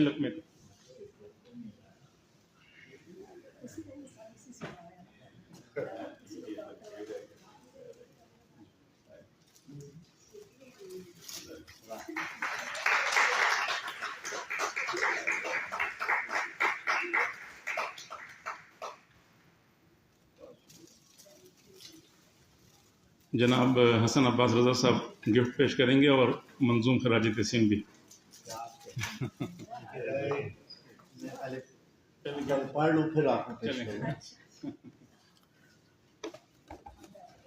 एक मुख्तसर सी नज़्म अपनी बहुत पुरानी दोस्त और बहुत अच्छी दोस्त सरवत वहीदुद्दीन की नज़र। अज दी शाम सजावन दे लई मेरियां सोहणियां मित्रां भैणां ते वीरां ने अदब दे बाग चों एक ऐसा फुल चुन के लियांदा जेदी रंगत ते खुशबू नाल नसर चुबारे ते शेरां दे गली महल्ले महकदे रहिंदे। चार चफेरे अपनियां महकां वंडदे रहिंदे। खबरे किन्नियां वरियां दी संगत है साडी, हुण ते याद भी नहीं है मैनू, पर उस सोहनी संगत दे हर एक बूटे नू सरवत अपने प्यार मुहब्बत ते इखलास दा पानी दे के किसी भी रुते मरण न दिता। कलियां बह के खबरे नीर बहांदी होवे, कलियां बह के खबरे नीर बहांदी होवे, पर सजना दी महफिल दे विच जीवन जोगी अपने हासे ते खुशबुआं वंडदी रही है। रब तू मेरी एहो दुआ है, शाला सरवत जिउंदी रवे, अपने हासे प्यार दिलासे ते खुशबुआं दे सत रंगे शाल दुशाले वंडदी रवे, जिउंदी रवे।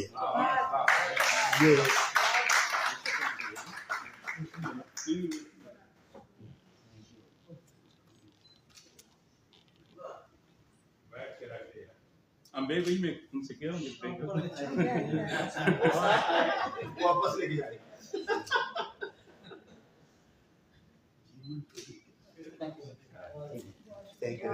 इसी में अब इसमें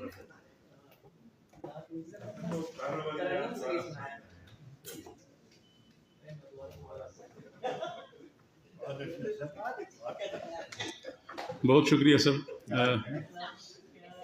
अब हम गुजारिश करेंगे मोहतरमा सरवत मोहिद्दीन से सवाल जवाब का सिलसिला शुरू करते हैं मुकालमे का, और मुनासिब ये है कि आप यहीं तशरीफ़ लें तो जी। हमीद शायद सब पहला सवाल आप। हाँ जी अच्छा जी हाँ मुकालमा तो होगा सवाल। हम तो इनका एतराफ़ ही करने आए हैं, और इसलिए कि आज का दिन है नहीं सुनना। सवाल क्या है, ये सबसे बड़ा तो ये है कि इन्होंने जिस तरह अपनी ज़िंदगी गुजारी है और जिस तरह अदब की तरफ ये आई हैं, मेरा ख्याल है ये सारे के लिए रोल मॉडल भी हैं। उन औरतों के लिए जो घरों में बैठी रहती हैं वो कुछ ना कुछ तो कर सकती हैं, उन्हें अपनी सलाहियतों को देखना चाहिए और इस तरह सामने आना चाहिए। तो हम तो माशाल्लाह ये बहुत शुक्रिया, बहुत शुक्रिया। आपने पंजाबी में भी लिखा है, उर्दू में भी लिखा है, जी तो कोशिश करें तो अंग्रेजी में भी लिखें। अंग्रेजी में ये तो हीर को मैंने पूरी मंजूम ट्रांसलेशन की है हीर की। हाँ जी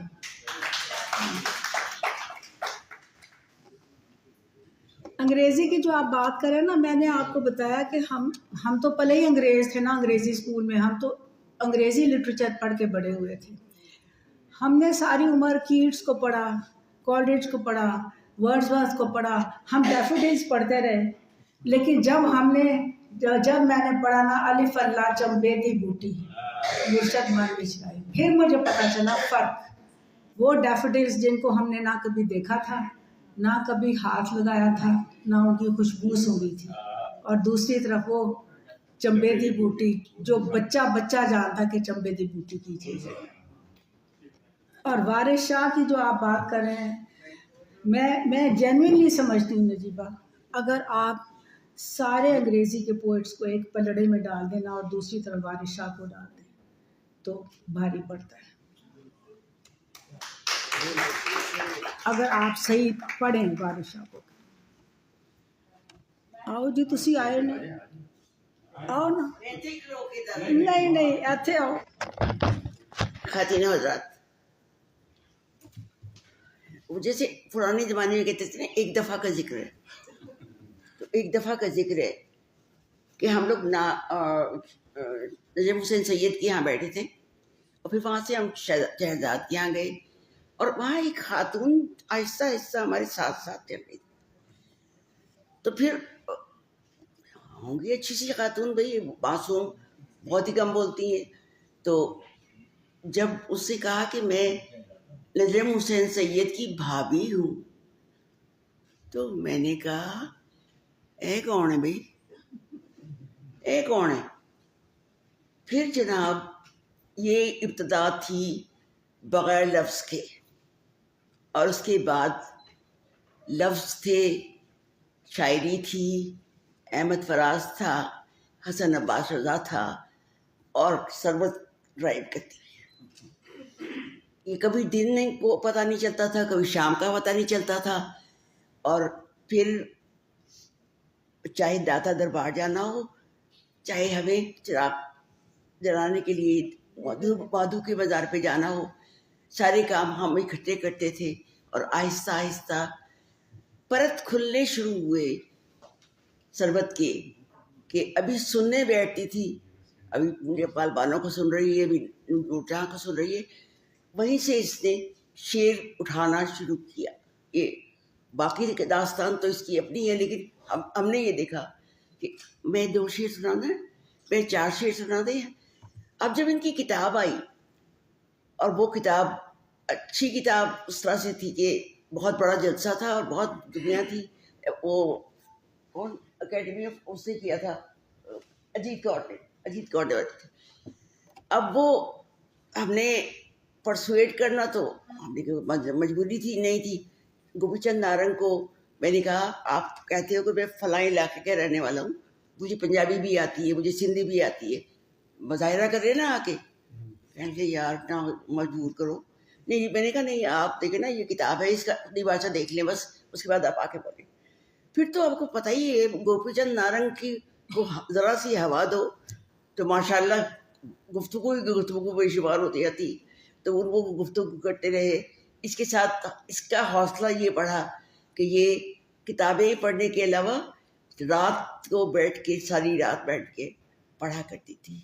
اور ساری زندگی اس نے بچوں کو ٹریننگ کے کرنے کے بعد ساری ادیبوں کے ساتھ اور پڑھائی سے کتابوں کے ساتھ رشتہ رکھا.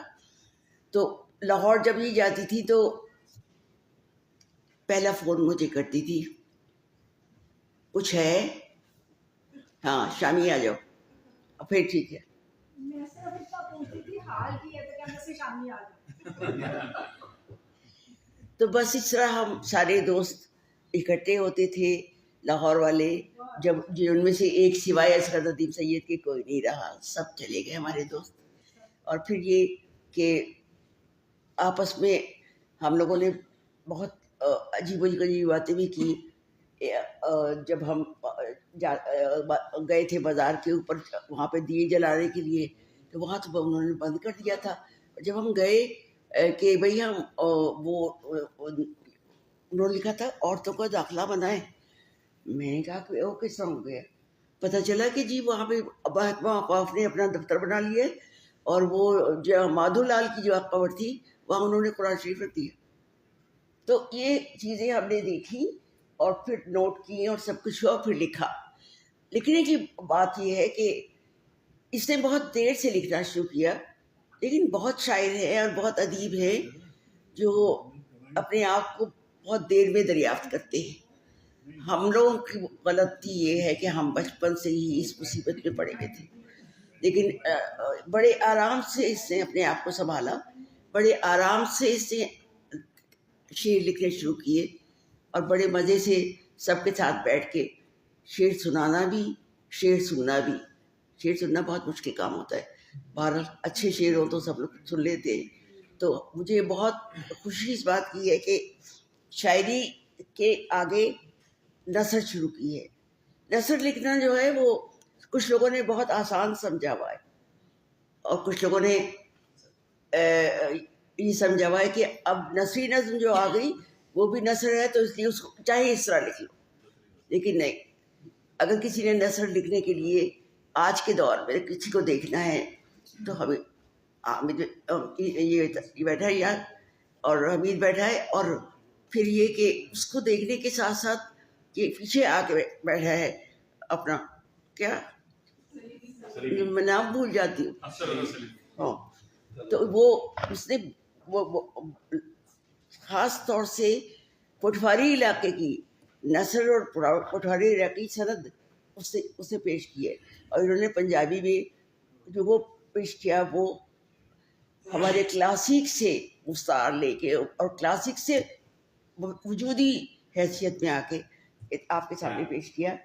अब चूँकि नज़र लिखने लगी है और अब चूँकि बाहर आ गई है और अभी आधी किताब हुई है, तो वो बाकी आधी किताब जो है तो मैं और आप उसके गवाह बनेंगे कि ये हमारे सामने लिखी गई, ये हमारे सामने लिखी गई। लेकिन ये बात हम हमेशा कहते रहेंगे कि सरबत ने अपनी मर्ज़ी से, अपनी ज़िद से, अपनी ख्वाहिश पे शेर कहना, शेर लिखना और शेर सुनना शुरू किया था। अल्लाह करे ये आदत कायम रहे, क्योंकि जब से ज़िया भाई का इंतकाल हुआ है, कभी ये उधर होती है, कभी ये यहाँ होती है, बहुत उनकी खिदमत की। मुझे बहुत फ़ख्र है इस बात का कि इस खातून ने दिन रात एक किया उनके लिए, वो बहुत तकलीफ़ में थे। लेकिन बहरहाल सब्र तो अपनी जगह है, जो हर एक को करना पड़ता है और मजबूरी होती है। लेकिन ये कि फिर अपने आप को उठाने की कोशिश, जैसे मैं तो गिर पड़ी थी ना, तो इसलिए मेरी टांग चोट लगी हुई है, तो ये इससे शऊरी तौर पर अपने आप को तो फिर उठा ली। और इंशाअल्लाह ताला हमारी महफिलें, हमारी इस तरह की नशिस्तें नजीबा ने जो किया है, और मुझे तो नजीबा बहुत बहुत फ़ख्र हो रहा है कि जिस तरह से उन्होंने इस हॉल का हुलिया तुमने बताया। मुझे लगता है जिस तरह यानी ना फैशन है, इतनी सोबराइटी आ गई है इस हॉल में, इतनी सोबराइटी आ गई है, और इतना अच्छा लग रहा है मुझे कि मैं असलन कमाल को भी बर्दाश्त कर लूँगी। बहुत बहुत बहुत अच्छा है। अल्लाह करे तुम इसी तरह और काम करती रहो, और ये कि हमें मिलते रहने के मौके मुहैया करती रहो, और हम बात करते रहें। और इफ्तिखार बैठे बैठे बात करने थोड़ी सी बात नहीं, तुम 2 मिनट से आपने आना है प्लीज। जैसे मैं उसकी वजह से हाथ पकड़ लो, हाथ पकड़ लो।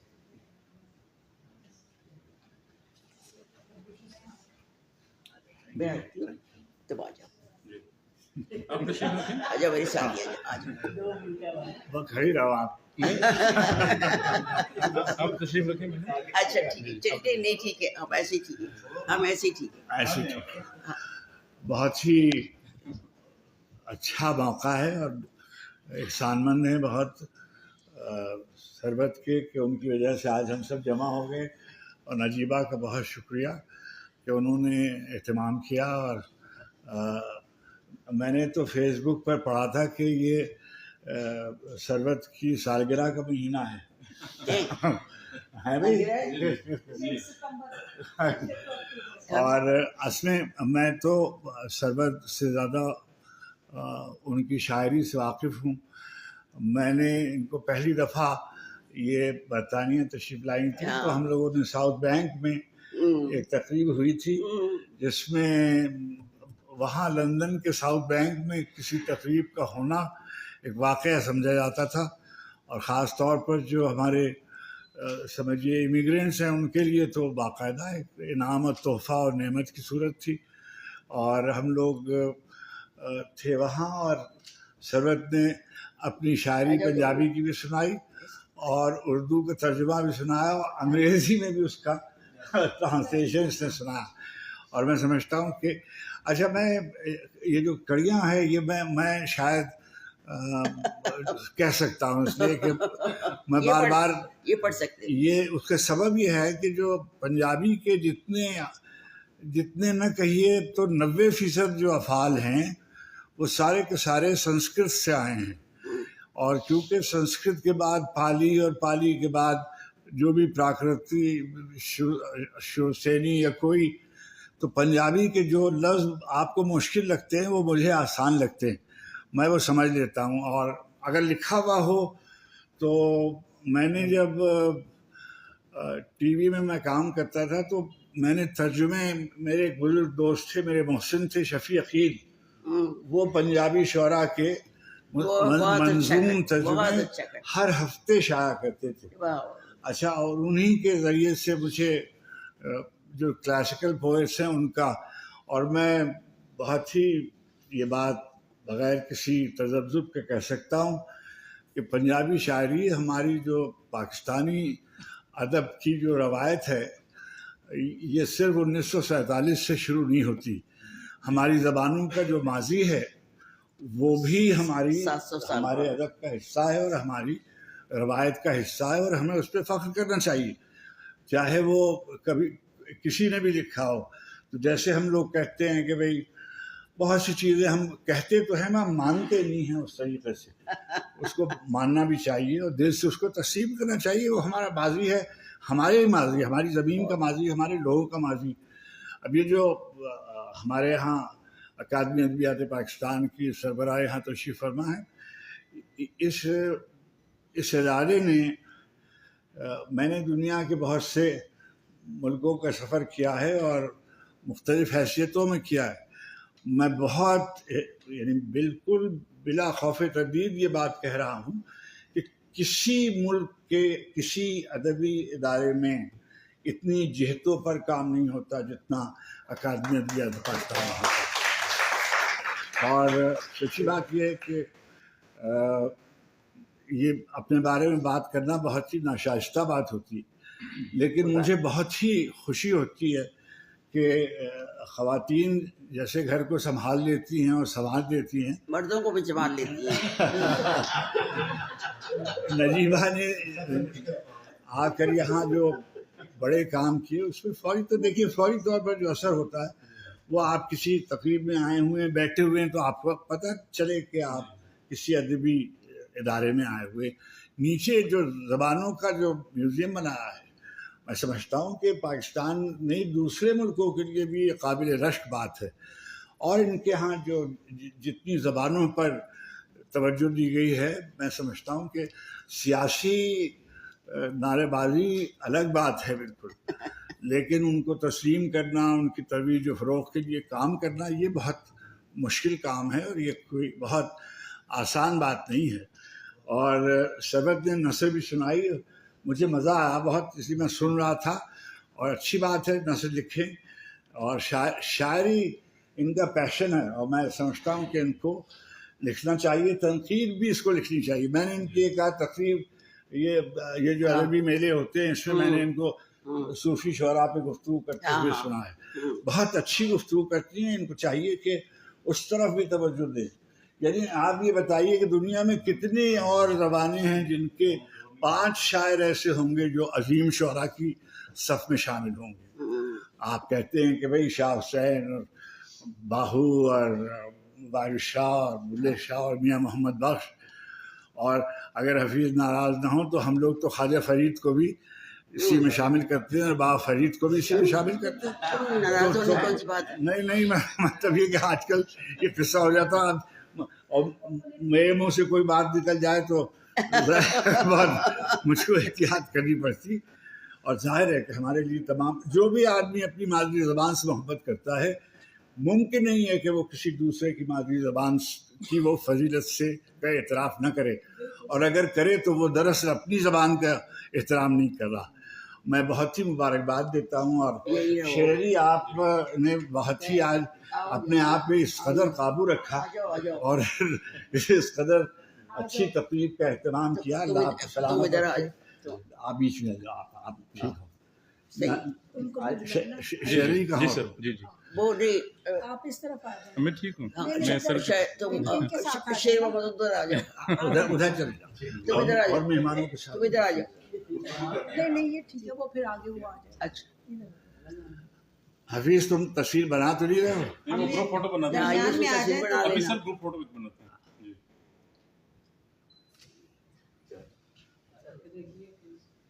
کیسی اچھی محفل ہو گئی ماشاء اللہ. ہاں بس واہ، مجھے پکڑو پھر میں نکلوں. یہ چاند ابھی نجیب کھڑی ہوئی ہو. لانگ कोई नहीं नहीं वो बनाते हैं सर, वो 2 मिनट उन्होंने फिर इनको बार बार क्या जाना मुश्किल हो क्या जाता है, करें? बना लेते हैं क्या ग्रुप फोटो, फिर आपके लिए बार वो बार तो ये बैठ जाएंगे आप लोग पीछे अच्छा चलो आप तशरीफ लाइए। मेरी टांग ठीक हो जाए फिर मैं बता दूंगी सारी चीज़ों को। तैमूर टांग बनेगी वो, मैंने कहा तैमूर टांग बनेगी ये टांग थी ना गिरी थी तो अभी तक ठीक नहीं हुई। प्रोफेसर डॉक्टर नजीबा आरिफ इजहार तशक्कुर के लिए तशरीफ लाएंगी। बहुत शुक्रिया मेहमानान गिरामी, बिला किसी ताख़ीर के मैं अपनी तरफ से अकादमी अदबियात पाकिस्तान की तरफ से आप सब मेहमानों का तहे दिल से शुक्रिया अदा करती हूँ। आप में से हर एक ने बहुत इज़्ज़त अफजाई की, मेरी भी, और इससे आपकी मोहब्बत सरबत के लिए भी ज़ाहिर हुई। मैं सरबत मोहिउद्दीन साहिबा का शुक्रिया अदा करती हूँ जिन्होंने वक्त निकाला और इस तकरीब में अपनी ज़िंदगी के बारे में बहुत ही खूबसूरत एक बयान दिया जिससे हमें बहुत सी बातें मालूम हुई। और सबसे ज़्यादा मैं शुक्रगुज़ार हूँ अपने सीनियर्स की, मोहतरमा किश्वर नाहिद साहबा, किश्वर आपा हमारी, और इफ्तिखार आरिफ साहब तशरीफ़ लाए। उनके आने से इस रौनक महफिल की रौनक में और इसकी शान में इजाफ़ा हुआ। आप सब का बेहद शुक्रिया। इसके साथ ही मैं ये भी कहना चाहती हूँ कि ये तकरीब एक बहुत ही यादगार तकरीब है। हकीकतन इस शहर के बहुत ही अहम अहले कलम यहाँ मौजूद हैं, और बहुत से ऐसे लोग भी हैं जो आमतौर पर तकरीबात में नहीं जाते, लेकिन आज हम उनको यहाँ देख रहे हैं। हमारे लिए ये बहुत ही इज़्ज़त अफजाई की बात है। बहुत ऐसे लोग हैं जो नहीं जाते और कुछ ऐसे हैं बहुत कम आते हैं, मगर वो सब यहाँ इस वक्त मौजूद हैं। और किश्वर सरबत के बारे में तो मैं सरबत ने जो कुछ अपने बारे में बताया, और जितना मैं भी 33 बरस से तो उन्हें देख रही हूँ, उन्होंने अपनी पूरी ज़िंदगी अदब के लिए के साथ वाबस्ता रहकर गुजारी है। सिर्फ अदब ही नहीं, उनकी ज़िंदगी के और भी बहुत से रुख हैं, आर्ट के मुख्तलिफ पहलू उनके यहाँ हमें नज़र आते हैं। पेंटिंग का उन्होंने ज़िक्र किया, अपने पोर्सलिन पॉटरी का ज़िक्र किया, पॉटरी का, और भी उनके क्राफ्ट्स कई किस्म के हैं जिनमें वो मसरूफ़ रहती हैं। लेकिन एक बात जो बड़ी अहम है, जो मुझे याद आ रही थी जब मैं उनकी गुफ्तगू सुन रही थी, मोहम्मद उमर मेमन ने गालिबन मारियो बर्गस योसा के हवाले से ये कहा था कि हर तख्लीक़कार में एक कीड़ा होता है, और वो कीड़ा पैदा नहीं किया जाता, वो या होता है या नहीं होता। आम तौर पर ये समझा जाता है कि ये कीड़ा नासूदगी से पैदा होता है, और ज़िंदगी में दुख, अलम या गैर मुतमईन कैफियत जो हैं वो तख्लीक के कीड़े को जन्म देती हैं। लेकिन सरबत की दास्तान सुनकर ये महसूस होता है कि इसकी कोई शर्त नहीं है, और ये तख्लीक का कीड़ा किसी भी इंसान में पैदा हो सकता है। उन्होंने अपनी ज़िंदगी में साबित करके दिखाया है कि एक बहुत खुशहाल, मुतमईन, खुशगवार ज़िंदगी के बावजूद अदब से वाबस्ता रहा जा सकता है, और अदब के साथ अपनी सारी ज़िंदगी गुजारी जा सकती है। तो इसके लिए हम सरबत को खराज तहसीन पेश करते हैं। मुझे बहुत खुशी है कि आज उनका काम एक साथ सब लोगों के सामने आया है, और बहुत से लोग शायद उनकी शख्सियत की इतनी जहतों से वाकिफ़ नहीं थे, और उनकी ज़िंदगी जिस तरह, बेशक उनकी शादी बहुत जल्द हो गई थी और उन्होंने बहुत 3 बच्चों के बाद लिखना शुरू किया, लेकिन उसके बाद वो जिस तरह अदब से वाबस्ता रही हैं और अदबी समाजियात से वाबस्ता रही हैं, और अपने ज़माने के तमाम बड़े लिखने वालों के साथ उनके ताल्लुकात रहे हैं, और समाजी सतह पर, ज़ाती सतह पर, शख्सी तौर पर उनकी दोस्तियां रही हैं। ये भी अदबी ज़िंदगी का एक पहलू होता है। हम में से बहुत से लोग ऐसे भी हैं, शायद मैं खुद अपने आप को भी उनमें शुमार करूंगी एक ज़माने तक, अब तो खैर मनसब की मजबूरियां अलग हैं, कि अदब से तो वाबस्ता होते हैं लेकिन अदबी समाजियात में उस तरह नुमाया नहीं होते। लेकिन उन्होंने ना सिर्फ अदब से अपनी वाबस्तगी बरकरार रखी, बल्कि अदीबों के साथ उनका ताल्लुक़, उनकी जो ताल्लुक़दारी थी, उनकी दोस्ती, उनकी मोहब्बत, जिसका ज़िक्र आज और एतराफ़ हसन अब्बास रज़ा साहिब ने अपनी बहुत ही खूबसूरत नज़्म में किया। ये भी एक बड़ी बात होती है कि आप एक मरकज़ की हैसियत इख्तियार कर लें और लोगों को अदबी माहौल से आशना करें। तो सरबत की ज़िंदगी और उनकी शख्सियत हमेशा एक अदबी माहौल फराहम करने में بہت نمایاں کردار سر انجام دیتی رہی ہیں. تو میں اس پر ایک دفعہ پھر ان کو مبارکباد پیش کرتی ہوں. ایک بار پھر افتخار عارف صاحب اور کشور آپا کا شکریہ اور ڈاکٹر شیر علی کا بے حد شکریہ جنہوں نے ہماری درخواست پر یہ اس کے تقریب کی نظامت قبول کی اور بہت خوبصورتی سے نظامت کی. میں اپنے تمام احباب کا جو یہاں سامنے موجود ہیں بہت شکریہ ادا کرتی ہوں. آپ کے آنے سے رونق ہوتی ہے, آپ کے مل بیٹھنے سے دل بڑا ہوتا ہے, ہمارا بھی, اکادمی کا بھی اور صاحب تقریب کا بھی. بے حد شکریہ. بہت شکریہ میڈم. ہم ایک گروپ فوٹو بنائیں گے, پھر چائے آپ کی منتظر ہے. بہت شکریہ. Thank you so much.